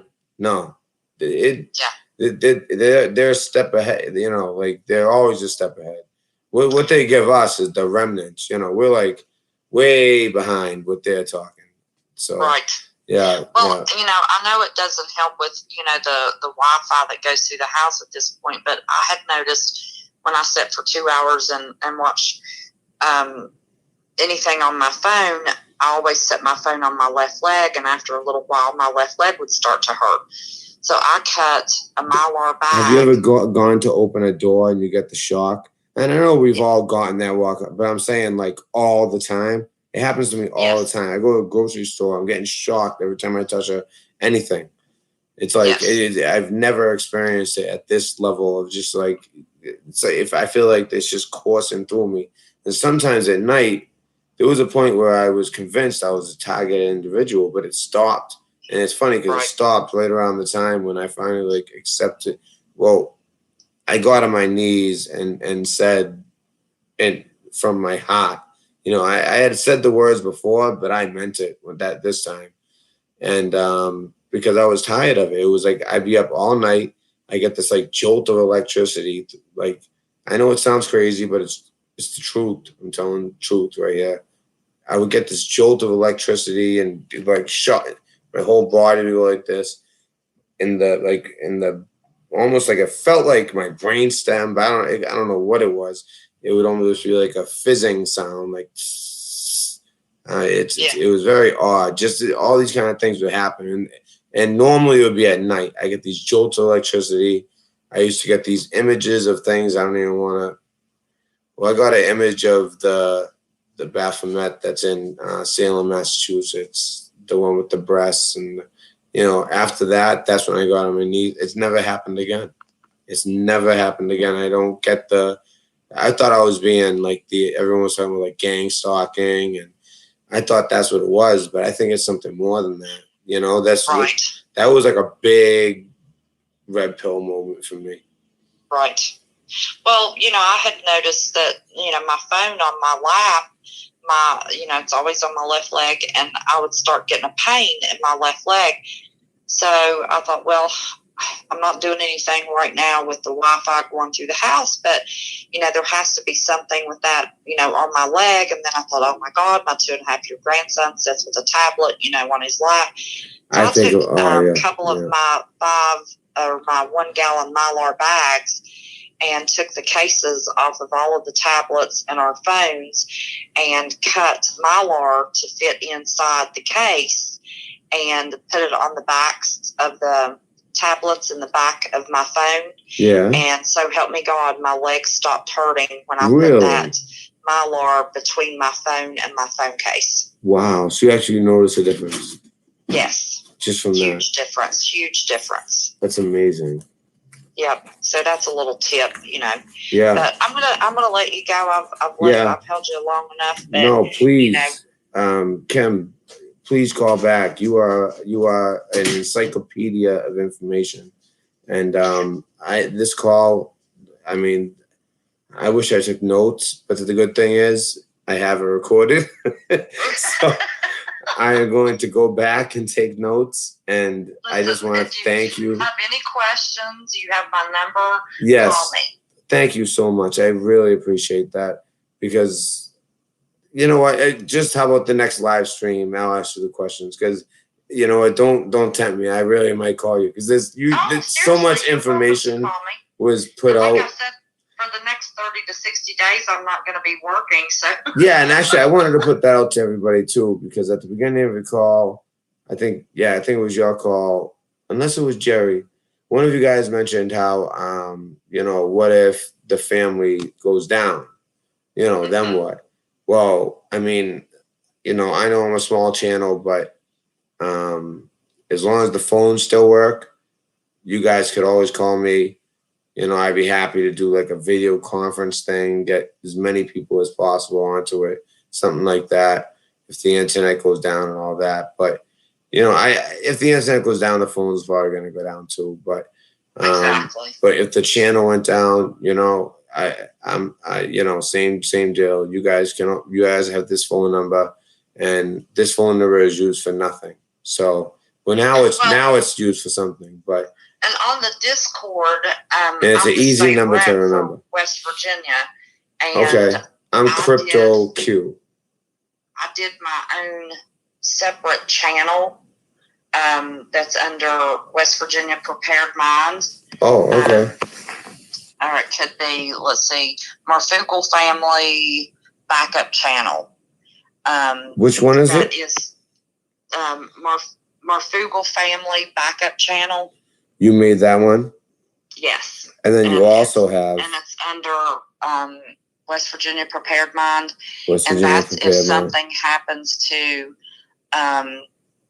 Adam's Discord channel. Yeah. Then I've got the separate channel. For Discord or for YouTube? Discord. For Discord. Okay. Yeah. Great. I'm happy you did that. That makes me feel a lot better. So I hope everyone got that. Little nuggets of knowledge, about canning and how to buy things cheaper, and I'm going to continue to add little nuggets for anybody that's big nuggets on my West Virginia page. But yeah, if you have any questions, anybody can feel free. You can, say you want to call you and you want to share my number, by all means, I don't care. Yeah, and definitely. And please, when you see me up, please call in, because I love this stuff. I mean, I think this is so important. I love staying on top of current events. But we have so many new people. Yeah, exactly. There's always somebody who, and even if they're not new, you forget things. I mean, I watch Shauna's preparing this all the time, and I can't even name all the C's. I can't, you know what I mean? Either. Yeah, it's like, I should have written those down, and I didn't. But I'm pretty much covered on everything. That I need anyway, yeah. And I would strongly encourage the hydroponics. I think that is brilliant of you. Right now, I have little green onions in a KFC. We had bought some KFC in the little gravy bowl. I cut some holes in the top of it and put some water in it, and I'm trying the little green onions right now. They're doing very well. So if that does very well, then I'm going to, stretch out. I've already got my seeds, and I'm kind of waiting for my house to be built, because I really don't have room in this house to be able to adequately do that. But, I was thinking, what am I going to miss if shit hits the fan and there are no stores, and I've got, the right proteins and the meats canned and things Mylard and all that stuff. What am I going to miss? So, there's oven canning. You can can in the oven. You heat your jars. You put your, if you're going to have vegetable soup, you want crackers. You put your crackers, you put your jar in the oven at 250 for 30 minutes. Yes. And then you put your crackers in the jar and put them unlidded back in the oven for 30 minutes. And then you put the lid and the ring on it. And some of the crackers, if they're high oil content, other than, like little oyster crackers or saltine crackers, that sometimes you might have to put them back in the oven 2 times to heat them up. But you put the lid and ring on when you take it out of the oven, and they pop and can just as if you pressured them. So you can oven can crackers. Cookies that doesn't have filling, so you have those little comfort foods. Popcorn you can can with the oxygen absorbers in jars. That's amazing. M&Ms. I just bought a big bag of M&Ms to put oxygen absorbers in, because I don't want the kids to miss out, on those. You are amazing. I'm telling you, you are amazing. Now you haven't been on Shauna's show yet, have you? I haven't. I've been Oh sick. my I God, had pneumonia, then I had a sinus infection. she's not gonna have any idea because I know she doesn't watch this channel, but she is gonna have no idea what's hitting her because this is just amazing. You are just so right on, and you can. It's very hard to like. You have to put yourself in the situation, and that's Right. hard to do. It's very difficult to do. That's where my name comes, Prepared Mind. You know, yes, I've been yes, forever. great If you name don't have too. your mind prepared, Yeah. You can have all of this crap stacked up that you want to, but if you're freaking out, exactly, you know, it's not going to do you any good. You know, I have gotten on and I've learned how to, you know, of course, I already know how to make cornbread and biscuits and homemade bread. You know, I'm from West Virginia, for God's sake. But I love, you know, pita bread for sandwiches. I can't wait to see the chat. I can't even see myself. Like, this is great. Yeah. How to make pita bread and tortilla shells, and then pita chips and tortilla chips, and you know, when the tomatoes come in, I'm going to can some salsa, and you know, just those comfort food things that you need, you know, once you get your basics, you know, stocked up. And I'm going to go over the channel. You know, you need per person for a year's storage, and you can get it on Walmart actually and have it delivered to the store for relative. Let's see, I got 200 pounds of sugar, and they'll deliver it to your local Walmart. Flour. You know, I spent $150, and I had 200 pounds of sugar, 100 pounds all-purpose flour, 100 pounds of self-rising flour, and it was under $150. So, you know, the ones that are even more experienced than I am say that, you know, the magic numbers tend to be for the flour, the sugar, the rice, the rice and the beans. That's the stuff that is 60 pounds per person. Your flour, your sugar, you need at least 30 pounds per person. You know, those kinds of things. So, you know, I'm going to try to get into all of that, you know, with Shauna so people can be prepared to. I can't wait to hear notes, it. And speaking of Shauna, like, I know we talk about Marf a lot, but, you know, and Marf's great, of course. Like, Marf helped me out, or I would have no viewers right now. But, like, Shauna, the second time I ever talked to her, I was worried because at the time I was really broke. I mean, I'm still broke, but, you know, I get by. But I was really broke at the moment. And because the radio station, they just kind of like cut my hours a little bit because they had a choice between me and another guy. They took the other guy, but I still work there. It's just, I think they regretted the choice, but it's all right. Everything will work out. But because I'm still in school. He already finished his school. You know what I mean? Like, I have no business doing the job I'm doing with just an associates, you know? But anyway, so she helped me out, and she gave me a graphic of all kinds of ideas for my 2-year-old.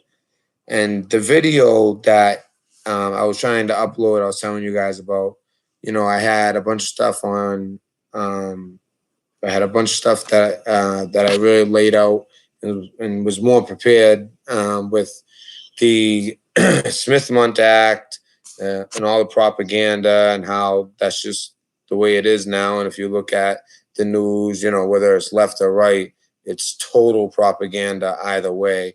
You know, before there was bias, but now it's just straight propaganda, and it makes sense. I mean, it's in our movies, everything.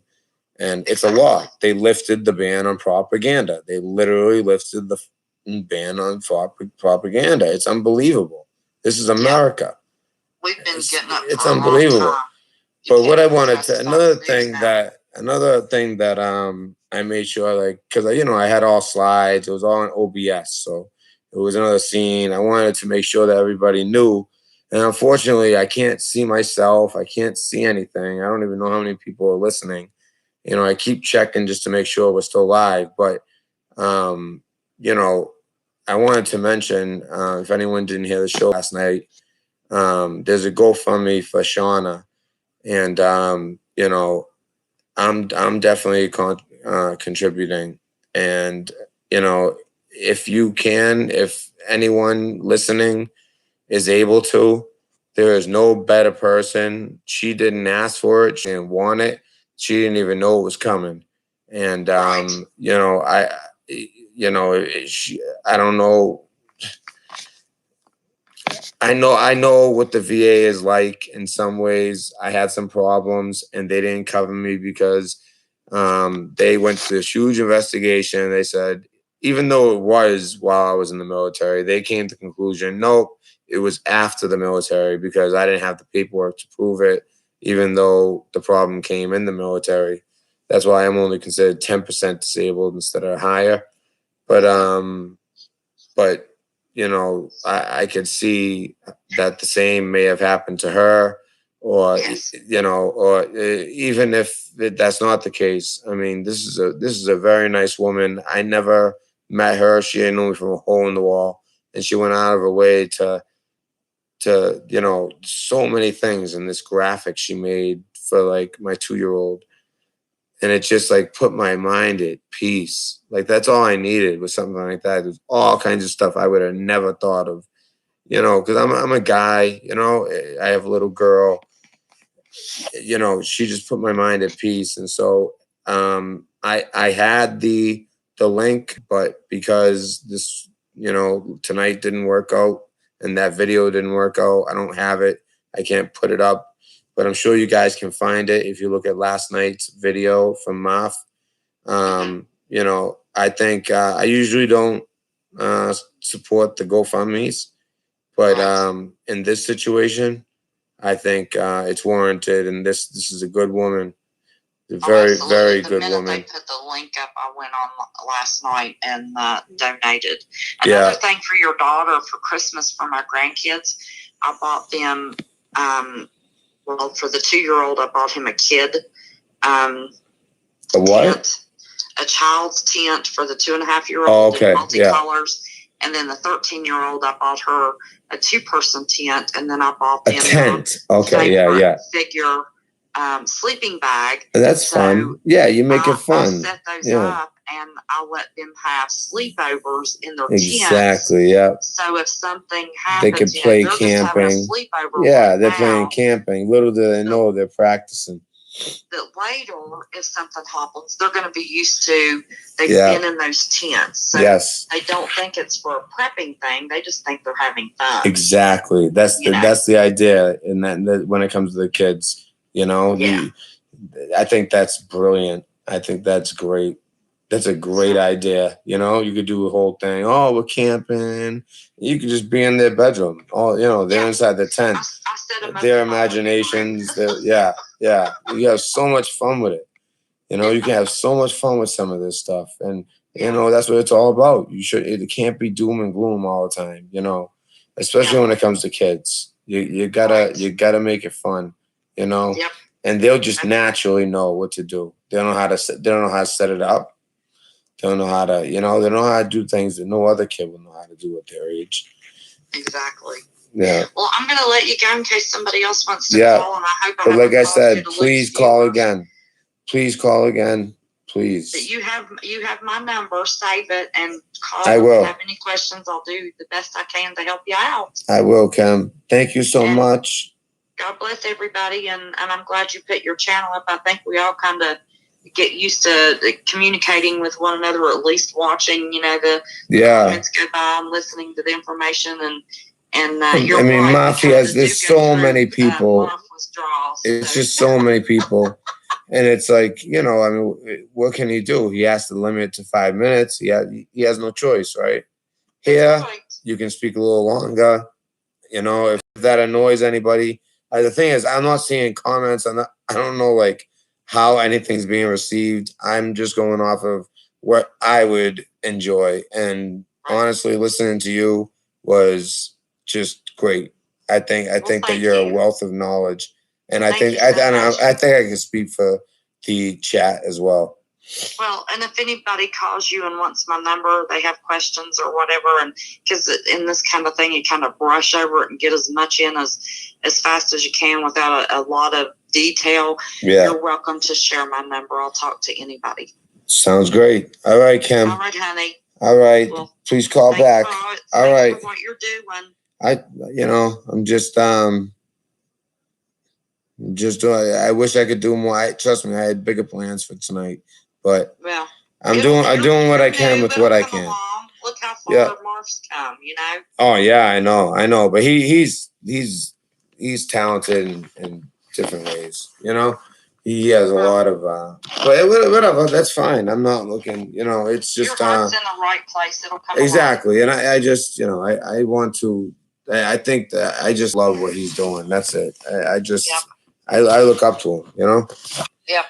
Well, I appreciate your viewers and his viewers, and we all have to kind of stick together and help each other. Everybody has their own little niche of, knowledge. Exactly. Like there's some things, when it comes to military, or some things I see through like my goggles of military intelligence and stuff like that, where some things just don't pass that test. Mm-hmm. I just see it, and little things stick out to me. I'm like, you can see the propaganda. You can see what they're really trying to do sometimes, and it's just, I love pointing that stuff out. Yep, that's true. All right, honey. Well, you take care of yourself. God bless, and we'll see your next live. And yes. God bless all the family that's watching. All right. God bless, Kim. Thank you so much. All right. Bye bye. All right. Bye bye. Amazing caller. Amazing. Wealth of knowledge. I can't wait till she's on Shauna. Shauna is going to be like, wow. I mean, wow. Talk about. All right. Now I can see chat. CJ. Shauna is going for. Oh, good. Jerry. I can see it. Now I'm looking at chat. Jerry, thank you. We got restricted, so we know what that means. I'm going to answer it anyway.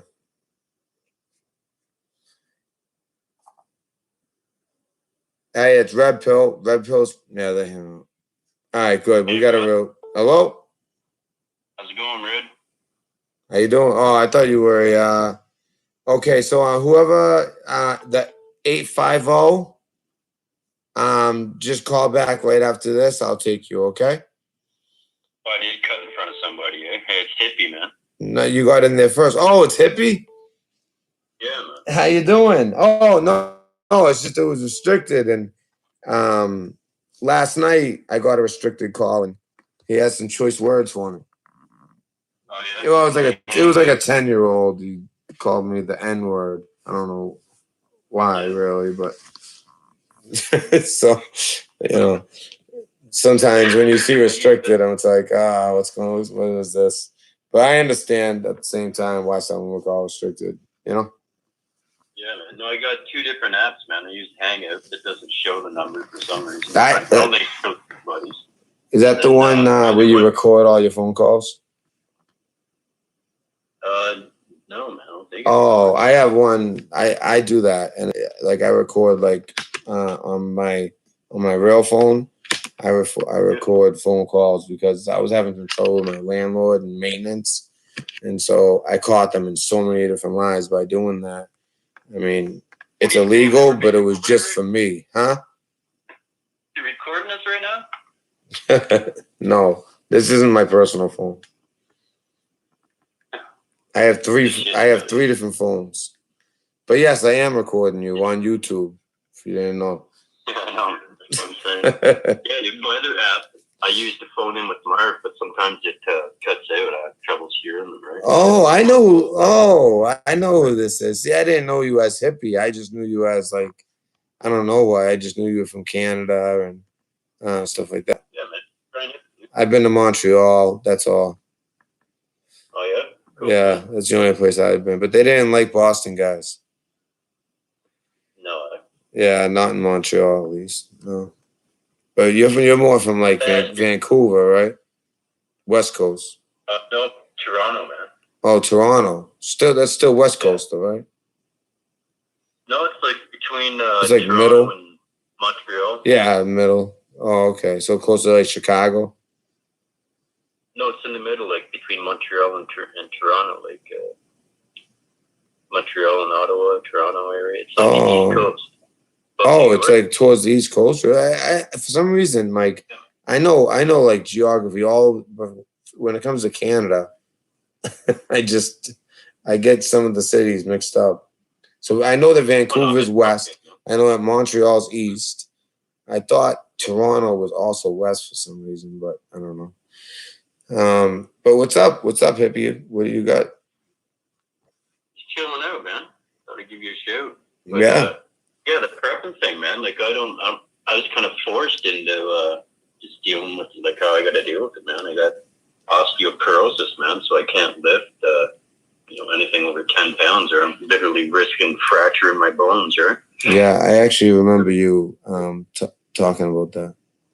Yeah. Yeah, man. So do you have somebody that helps? I mean, do they have like I know in Canada they have free healthcare, but is it good healthcare?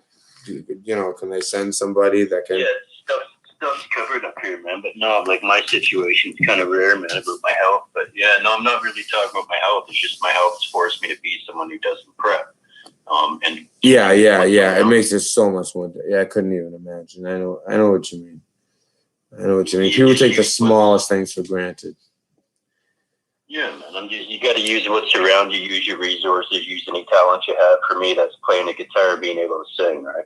So I can go up to people and say, "Hey, man, I sing a little song, or stick around with you guys for the day. Give me some food." I mean, you're brilliant. You're brilliant. I know that much. On my own, man. Yeah, you go on your own. Like when you're in nature, you can see like I was typing in the chat room. You can see natural shelters that are already around, man. Like a fallen tree with a couple of limbs leaning against it. You just put some more limbs against it. Boom, man. You got a lean-to, right? You can make a tripod just by taking 3 fallen limbs, man. 3 branches the size of your arm and binding up the top of them on the ground, which I can do. I'm not lifting nothing, right? Yeah. You just kind of lift them up once they're all together and then spread them out, right? And lay poles on top of them. You got a teepee. You remind me so much of my friend Dave that moved out to South Dakota and then he moved north to into Canada. And I saw you talking about Native Americans, and I know these I think it's Chicopee. Yeah. Yeah, and you remind just the way you talk, everything. You remind me so. This isn't Dave, right? No, because I've heard you on Marf, so I know it's not. Yeah, it's just, if I didn't hear you on Marf, I would really honestly think that you're my friend Dave. Seriously. Yeah. He moved out to South Dakota and to Canada. Man. Free Dave, man. Yeah, right. Yeah. Yeah, right. We drink Boostas down by the lake. Back with drugs. Maybe it's just like the accent because he was out there for so. I don't know what it is. But he was also like, but you were talking about Native Americans, and he's Native American, so it's just weird. I grew up on the Mohawk Territory Nation. It's like their reserve, right? But it's called the Mohawk Territory Nation. That must be where he is. New York. It stretches between New York and Canada, like Ontario part, right? Yeah. Yeah, and like even north of the Great Lakes, I think is Chicopee as well. It might be disputed amongst other tribes, but I know that they are partly up there as well. There's a bunch of different like bands of different creeds and different families, and some are new, some travel throughout. Like the reserve's been there forever, so everyone has the rights on the reserve, and there's no border. They're allowed to walk, across Canada or the States. You don't have to worry about paying duty or hunting rights or anything. It's good. That's cool. What's it like? Is it kind of like lawless, like dangerous, or is it more just like peaceful? And I think people are naturally peaceful and good people. It's just in the big cities, people look for trouble. Yeah, they have their own police, so it's oh really? A lot of stuff laid back. Yeah. Wow, that's cool. Everybody. That's cool. That would sound like a good trip. Where's this now exactly? In between New York and Canada? Yeah, New York and Ontario, Canada. So I could check that out and hit the Hoover Dam all in one day. No, because Hoover Dam's the other side of the country. Oh, okay. What? Really? It's like New York, man. It's like the far almost. Oh, not Hoover Dam. What's the one up in? I'm thinking of Oh, I didn't mean Hoover Dam. I meant Niagara Falls. Niagara Falls. Yeah, Niagara Falls. I never been. Yeah, man. I've been to a lot of places. Never been there. Figure this story, man. I met a guy in Vancouver, man. He's a native, but he's really white. His skin's really, really white. Yeah, that's like my friend Dave, because he was half Irish, half Native. So that's why. This guy looks like he's got a weird skin, and it makes him almost like gray white, right? Like even whiter than white people.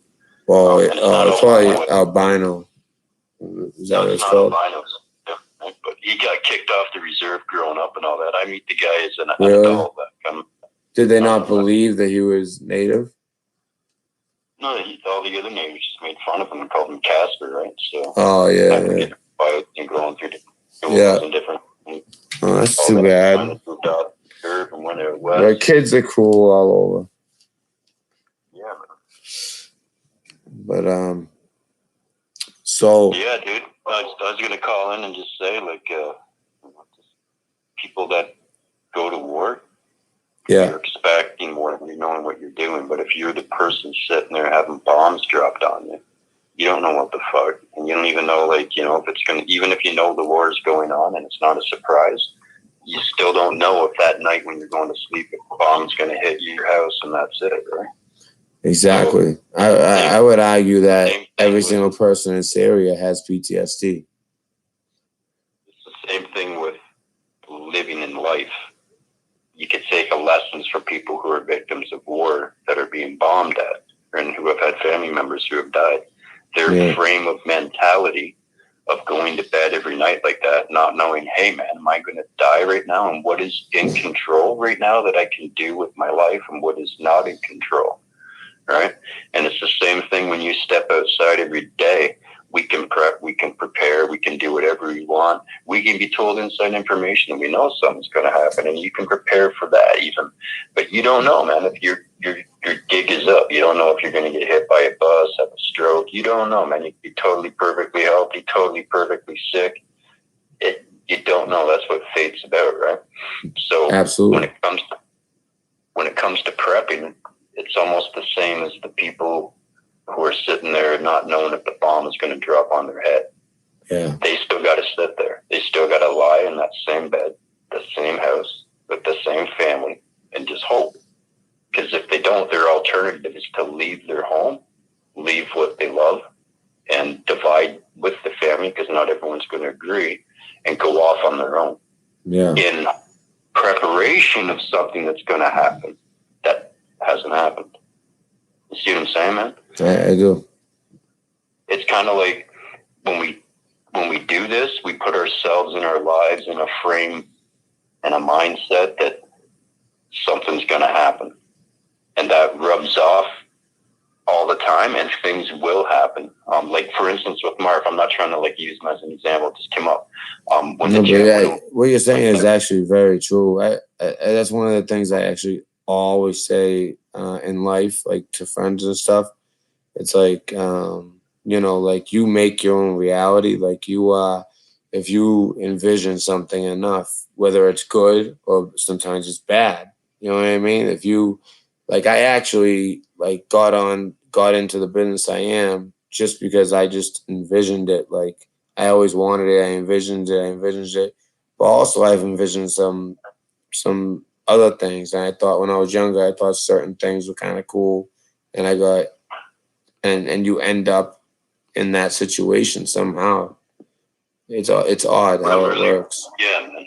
I got you there. But what I'm really trying to say is even prepared soldiers that go through this, they go through war. They've been sleeping in bunkers and having bombs dropping on them too, having the same feeling. Yeah.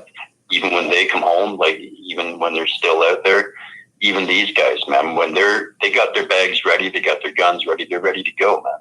But when shit hits the fan, when it's not something that you know about, it's not just a surprise thing, it's all of a sudden chaos, It's not just, oh, boom, the bomb hit, now we're dead, or oh, boom, now we're injured. Because one bomb hit, it's total chaos, man. There's fire, flames, there's chemicals, there's friggin' dead people everywhere, like bombs, buildings totally dismantled. You come out and you look and you see nothing familiar because everything's gone. Like, you don't, most times soldiers train for that shit who are way more prepared than we are, even fucking forget their bug out bags.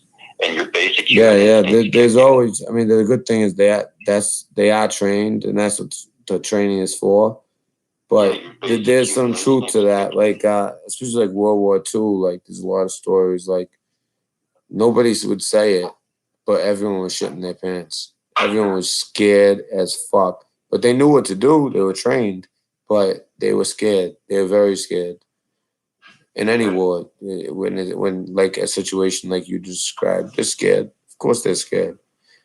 Very scary. But what happens, man, is you go back on your basic instincts, and most humans, it's fight or flight, and fight or flight is what you do. You're gonna sit. Well, they tell us there's a third F, focus, and that's what like there's fight, flight, or focus, and that's in the military. They try to instill that third F. They try to help you. So when that exact movement happens, you focus, and you don't, just kind of, you know what I mean? You focus, you know exactly what you need to do. Yeah. Basic instinct is your fight or flight. You can't control that shit. You're a flight guy or you're a fight guy. But what you can control is your basic instinct and your reflexes, changing that human natural reflex to human natural instinct by repeatedly doing something over and over again. Training, yeah. So you become an expert. And the way you become an expert is simply doing it over and over again. So if you're in that situation like a trained soldier and something comes down and you're training over and over and over again, when that happens, if you forget your bag, you don't need the freaking thing. You don't need all your prep shit because your basic instincts kick in. You know how to survive off the land. You know how to survive in certain situations by talking with people, being interactive, being deceitful if you have to, or lying to them, or whatever. All those things just kick in for you. But if you're if you're not practiced in it, if you're not one of these people, 9 times out of 10 when we prep and we prepare, if you talk to people who have been in more situations, or the ones who have had bombs drop on their head, or they just wake up to a natural earthquake where it took out, all the buildings around them, and they were lucky to survive out of that building, and then they looked around and saw everything that's just totally screwed, they're going to tell you the same thing. Oh yeah, we had this, but no, man, I didn't think about it. There was no time, and boom, you just go. Yeah.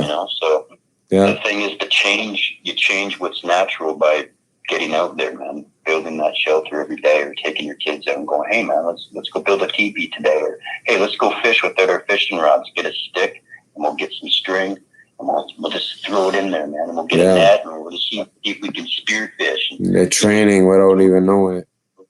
Yeah, if you got kids or not, kid thing, because you can bring it in with them, so they're not doing it physically thinking, well, this is in case a war happens, or this is in case there's no power. They're just doing it because you're doing it, man. You're just showing them shit. So when that happens, that's their natural instinct. You're changing their human basic instinct. You're changing it because they know it. They know that skill. They can fall back on it when they forget that bugger bag, or shit hits the fan, or they don't have a choice. There's no time, or it blew the hell up, man, when a bomb hit. It burned up, and they were one of the survivors. You know what I mean? That's what it's all about. We can talk about stuff, and we can prep for stuff. We can fill our basements full of shit. We can have homes set up, be a rich guy with 10 different homes with, friggin' helicopters everywhere. I'm like, when you have to live off the land. Yeah, there's a lot of truth to what you just said, brother. A lot of truth. I'm gonna stop, man. But my whole point was, your whole frame of mind is what it is, and each day that you live and you wake up, that's your life, because you don't know what tomorrow's gonna bring.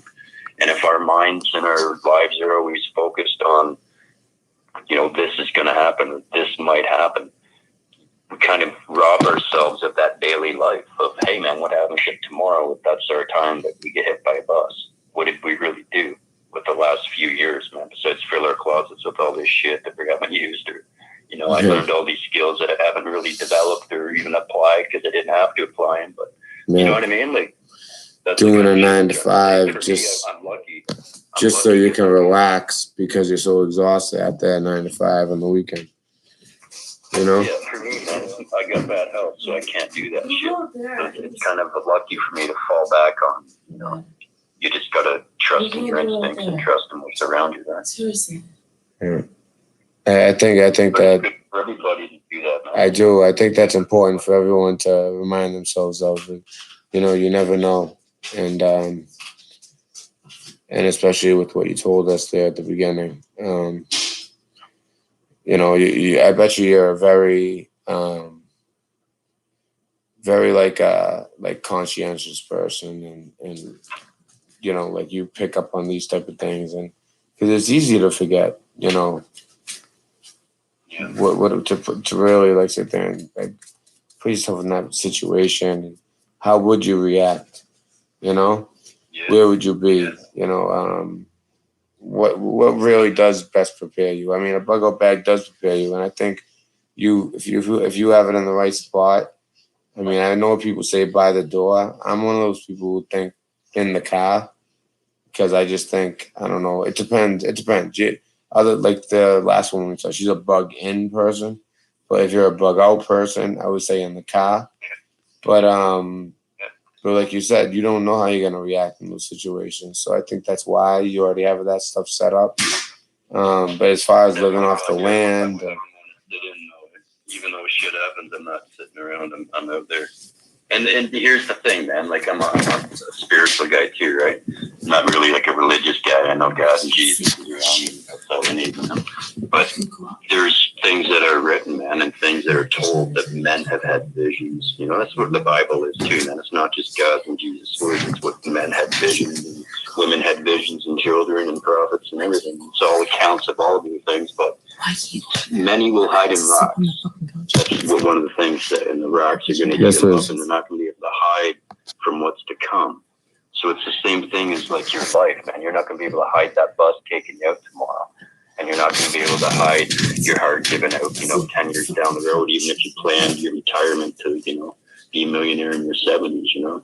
But the point is to do today what's important. Each day you wake up and each day you go to sleep. You're like, okay, what did I do today now? Am I cool with what I did? Did I harm anybody? Did I help anybody? And what did I do for myself? And if you believe in God, what do you do for God?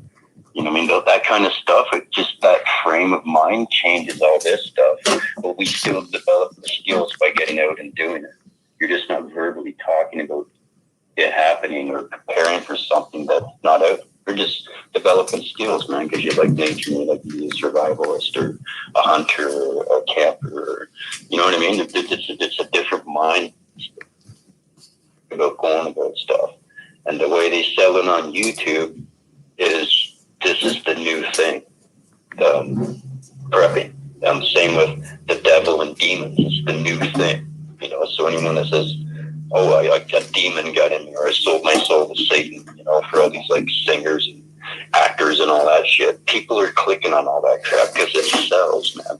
And it keeps the mind frame off of that daily life shit. Their life is now consumed of all the bad thoughts, all this doom and gloom shit, all this evil things. And if you look at how life is, there's an element to the fair point. I'll agree on that one point. There is an element of that to the fair point.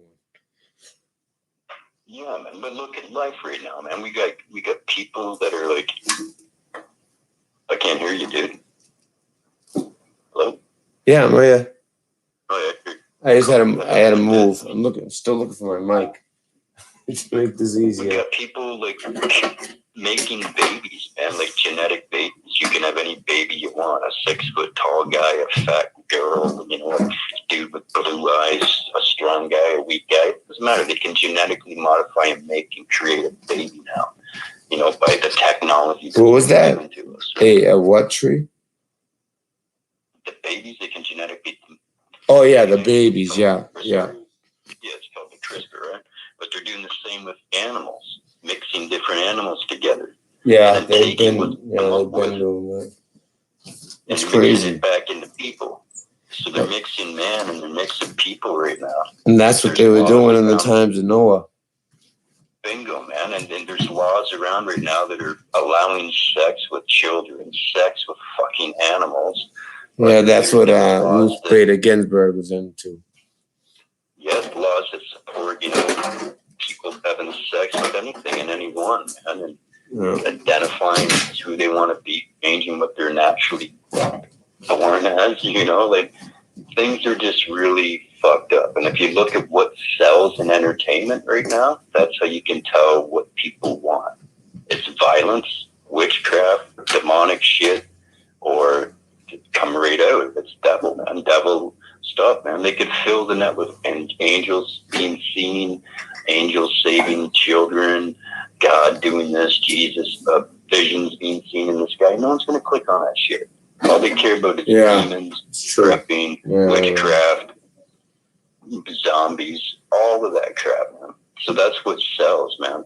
And it's a trap. And a lot of people bite into it, man. Well, I think a lot of what you said tonight definitely resonated with some people.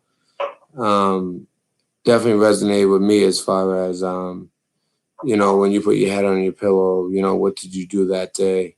What did you do that week? What, are you helping things? Are you your own situation, other people's situations? It could be your last day any day for all of us. Like you said, whether you're sick, whether you're healthy, it doesn't matter. And I think we can all appreciate that, at least, And it's smart to be prepared and have the inside scoop, but when it's an everyday thing and it starts messing with the family or other members are saying, hey, man, I don't want to hear about this or talk about something else. And you're on the computer too much. I know what you mean. That's why I said before, sometimes too much of this stuff is no good. Like if you just all day nonstop, because I'm that guy sometimes, I'll just go from video to video to video, and I'll gain a lot of knowledge. But I'll find myself neglecting others that I love, and that bothers me. Yeah, can't be doing that, brother. That's hard. Yeah. We can't harm anyone, man. At least you try not to. And if you do, who gives a fuck about egos and what you're taught by your daddy growing up? Oh, don't cry in front of a woman's son, and don't ever say sorry for this or that. Oh, just fuck all that shit, man. I'm not one of those guys. I always, if you start to watch me, you'll realize I'm not like that, Yeah, it's cool, bro. You gotta be yourself, man. Don't worry about all that other shit. Exactly. That's what a lot of people do, man. They listen to things like, oh, yeah, well, I'm not a man if I cry, or I'm not a man if I let my woman do this, or... I've proved my manhood time and time again, and I'm at a point in my life where, I kind of, I can tell you're a deep dude, and I'm a deep dude, and, I can appreciate it, and I appreciate you calling, brother. Yeah. Hey, brother. You have a good night, eh? All right, you too. Please call again. Yeah, man. God bless you and your wife, brother. Peace. All right. God bless you. Thank you. Yeah, man.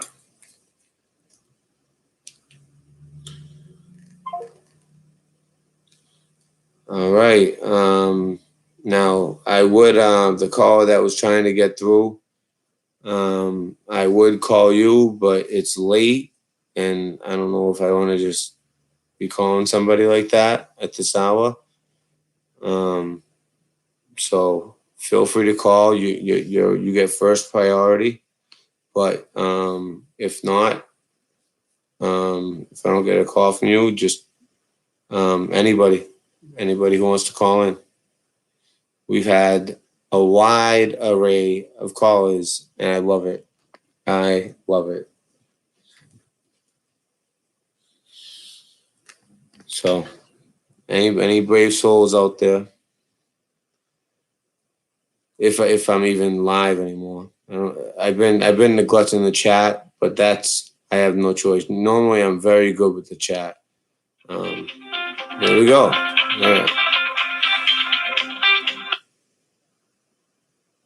Hello, this is the Red Pill with the Red Pill News Dispenser. Who are we speaking with today? Oh wait, my bad. Hold on. Okay, I didn't. Now you're good. Go ahead. Okay. That's Jeremy from Pensacola, Florida. Oh, Pensacola. I was stationed in Pensacola. Yeah, everybody learns how to fly helicopters. They're always stationed over here. San Well, County. I'm one of the few who wasn't. I wasn't stationed at the air base though. Yeah. I was stationed at Corey Station. Do you know Corey? Yeah, I know exactly where it is. I've lived in. That's the cryptologist all my training. life. Yeah, that's Yeah, the around that just Eagle for Air just for Force crypt. Base. Yeah, that's just you know. So you know that's only for cryptologists there. Yeah. I don't know if the public knows that there. I always thought they did, but NAS, and oh yeah, I've been around everywhere. yeah, I wasn't stationed at NAS. I was stationed like Corey Station right there. Yeah. I was calling about all the hurricanes we get down here, and I was talking about a lot of people want to prep out and they want to go to a small town or like a little place in the woods and everything. But what I found down here in Florida, man, when hurricanes come, usually they rebuild the cities first thing off. They get the power in the cities first thing off. They got the National Guard passing out ice and MREs in the cities and everything else in oil.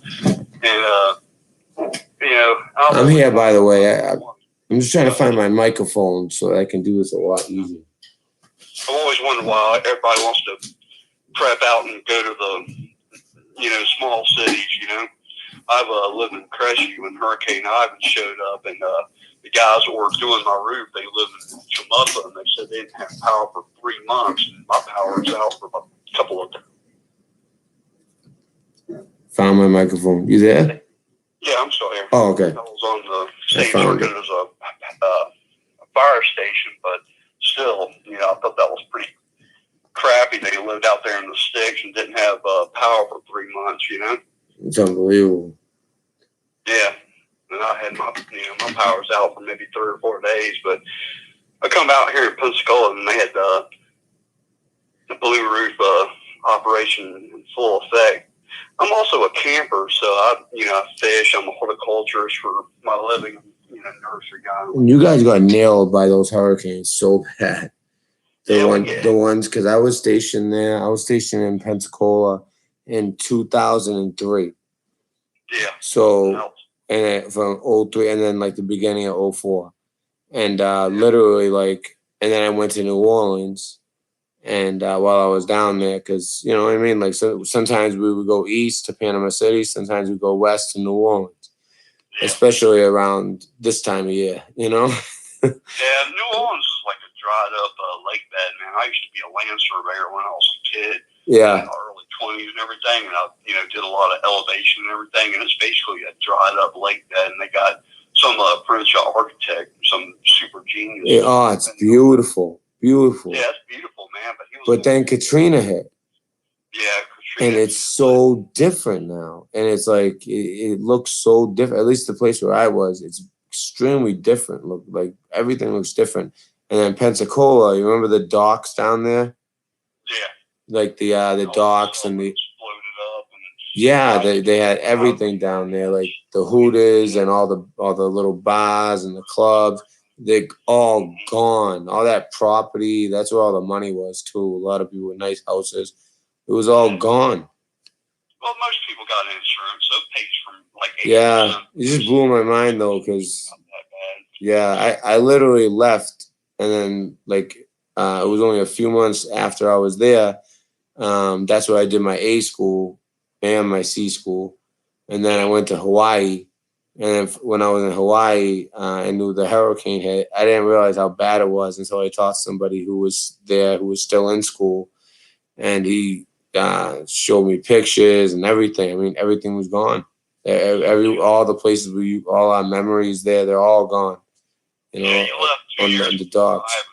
Ivan really destroyed Pensacola. Really. Well, that's the one I think I'm talking about. That's the one. So maybe it felt like 6 months, but maybe it was like a year and a half. But yeah, it was not too long after, and not only did Katrina ruin New Orleans, but then Pensacola. Yeah. Like literally that whole strip was gone. That's Ivan, right? That was Ivan. I have a buddy of mine that lives in Mississippi, man. He was telling me, the whole problem is with Louisiana, or New Orleans, it's basically, like I said, it's a dried up lake bed. So every time it rains, they got all the, they got the levees and the pump systems that takes care of all these issues. When they get overwhelmed, they get overwhelmed big time. But That was one of the issues. But Mississippi got the worst of Hurricane Katrina, believe it or not. But everybody got all the attention for Louisiana because of, 1,000 people drowned. Yeah, and the levees. In biggest cities, dried up lake bed. biggest cities and levees, and Yeah, they got all that water out. Yeah, no, that's true though. Mississippi actually did get hit hard. Yeah. It's crazy. We just had a flood a couple of years ago in Pensacola, and we had 28 inches of rain in 2 hours, and they believe that our drainage systems can handle about 24 inches worth of rain per hour, and that was that 4 extra inches destroyed, a lot of our creeks and roads and everything out here. Pretty bad, actually. Wow. But let's see. I wrote down a little talking points off and on about the big cities. And yeah, go ahead, because I actually have to. A lot of places. I have a lot of games for me and my kid. I have a 7-year-old kid. Life and Monopoly and. I gotta use the head real quick, but please, there's an audience, and I'm gonna be back. Just give me 30 seconds. I'll feel you. But if we lose power, I have other things to do. And that was one of my big things I was talking about too. Is losing power. Down here in Florida, losing power is a very common thing, especially when I was a teenager in my early 20s. A simple lightning storm will take your power out for, an hour, maybe a couple of days. Hurricanes will take your power out for who knows how long, depends on how far you're living out there in the country. But I also was wondering about the birds. I remember when I was a kid. Come on out here, short. I'm here, I'm back. I got a Jack Russell. Let's come back in the room.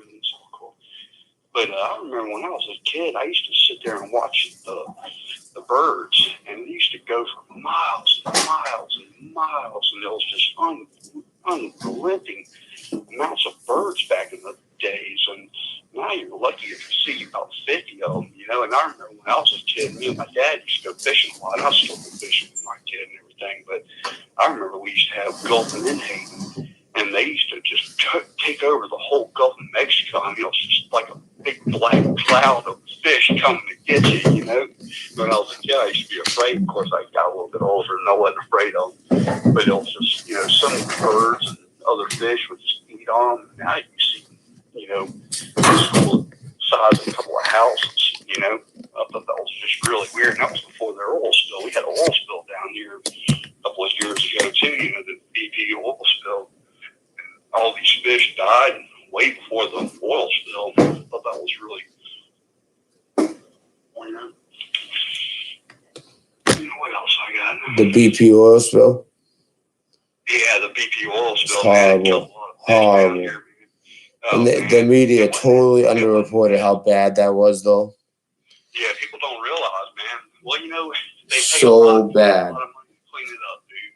And we used to go out there to the fairgrounds and ride tour buses out there to the beach, because they had so many people that wanted to go and work out there, and they had no parking whatsoever. So everybody used to go to the fairgrounds and get picked up in casino buses, and they used to drive everybody to the beach in casino buses and pay people ungodly amounts of money. It's a common thing. People down here make $10-12 an hour. They're paying people $22 an hour. That was insane. So everybody quit their job and started working for BB. But that was the thing too. A lot of people thought they were going to work out there for a long time, and we cleaned it up in 10 months where we were. Louisiana and Mississippi got the worst of it, but down here in Florida, we got a little bit. We got a lot of sheets of oil, 3 or 4 feet thick sometimes. Yeah.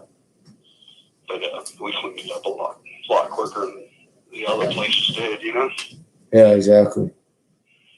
But I mean, so did you say that you participated in the cleanup? No, excuse me? Were you part of the cleanup? because it seemed like down there, everybody like that's just the way people are down there. Like that southern. Outrageous amounts of money. That's why a lot of people quit their jobs they've had for years to go out there. Oh yeah. They thought it was going to Well, last. BP messed up. I thought they were done after that, and now I still see BPs in every corner. Not down here too much. Oh, man. really? Up here, they're around up here a lot. And yeah, they basically shut it they down. probably I mean, I bet you people down there. I mean, they're gonna take it a lot more personal. Yeah. If you have a choice, you're gonna drive that extra quarter mile just not to go to that BP. Oh yeah, that's just how it went. They used It's to horrible. gas stations down here, but I don't think you got any left down here after that crap. Yeah, right. Took that personally, man. Not only to destroy all of our beaches, but destroyed all of our seafood. It's just Yeah, right. It was very destructive. That was for sure, man. They just pumping oil left and right out of that well, Yeah, that was. You remember they used to have like the 24/7 cam of it, just like spewing the oil into the. Yeah, it was sick. That was just. Man, it was. I mean, to this day, right? Isn't it like problems down there to this day? And they had OSHA out there too, man. So, when it was like 110-degree heat index, they can only work you for 20 minutes. And after that, you hang out in a tent for not bad. Oh, not bad. Yeah. Well, just hanging out, drinking water under a tent, and they can. I mean, I guess it's the least they could do, right? Oh yeah. Everybody and their mom and their brother was working, on that one. That's for sure. Yeah. A lot of people quit their jobs to go out there because they thought it was going to last a lot longer than it did. And all of a sudden, these people try to get their jobs back when it was all done and over with, and they want to pay them $7 an hour afterwards. It's like, oh, come on, Wow. That's just how it is. But I was getting at another thing too, man. And, about a lot of. I'm still searching for a piece to my. I got my mic, but I'm missing the adapter. It's working, but it's. By the way, how's the audio, guys? I can hear you fine, but I'm not in the. Yeah. It's just me and the phone. I assume it's okay. It's just it's not all the way what it should be. Yeah, I can. I kind of talk kind of quietly and everything. All right, they said Fran Con says it's good. All right, so go ahead, bro. I'm not going to pick fun at anybody, especially big channels and everything. But it's like Prepper Nurse.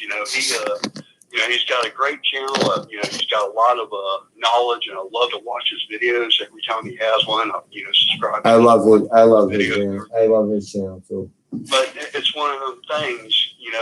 He believes he's a long-time prepper. Well, the thing is, he thinks he's going to outlive the government in a shed village. It's like survival village. She does her little thing. She has a concrete apartment, but she goes out there and builds her little fort in the woods, and she calls it the, whatever she calls it. But I think that's kind of silly that she has a concrete apartment, but she believes she's going to outlive the government in a little fort. Well, they have technology. Trust me. No, I know. I trust you. Like if they were after, like they'll just watch you. They just the heat from your body. I mean that's 50-year-old technology, but yeah. You know what I mean? Yeah, I got a 7-year-old son. I make a lot of jokes with him all the time. We fight, countries that have 70-year-old Russian technology with our 50-year-old technology. Yeah. I think they built the stealth bombers in the 70s. And they finally let them out in the 90s. Exactly. Yeah. So you got to think. When we start selling them, we're on to something way more advanced. Yeah, we're 30 years behind what they're letting us know about. That's for sure. Exactly. Same thing with the towers, like we were saying before with the last call, or the call before that. They made a good point. Like if you see them putting up towers, some of it might be 5G if you're in a rural area because they do need them closer together. But if you're like anywhere near a city and they're still putting up new towers, no, it's something past that. You know what I mean? Like 5G's, all the cities, they already have that. It's already all set up. You know, if you live like in a city or near, right, like right near the city suburb, no, that's something else. They're past the 5G. There's another reason for that tower.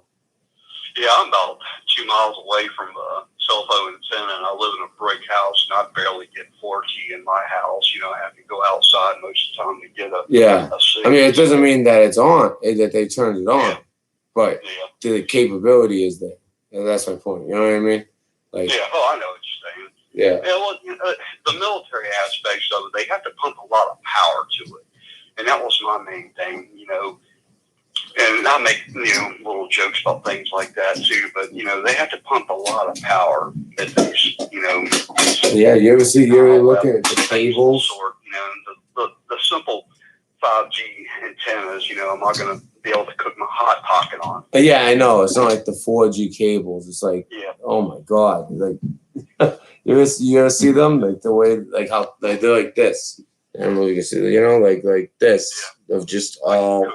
like fiber optic wires. Water a microwave for 2 minutes and make it full of the hell in the bag, and sit there and watch it cook. Sometimes stands of variegated cage around that microwave, but it's still, I can sit there and watch it cook, and it doesn't really affect me,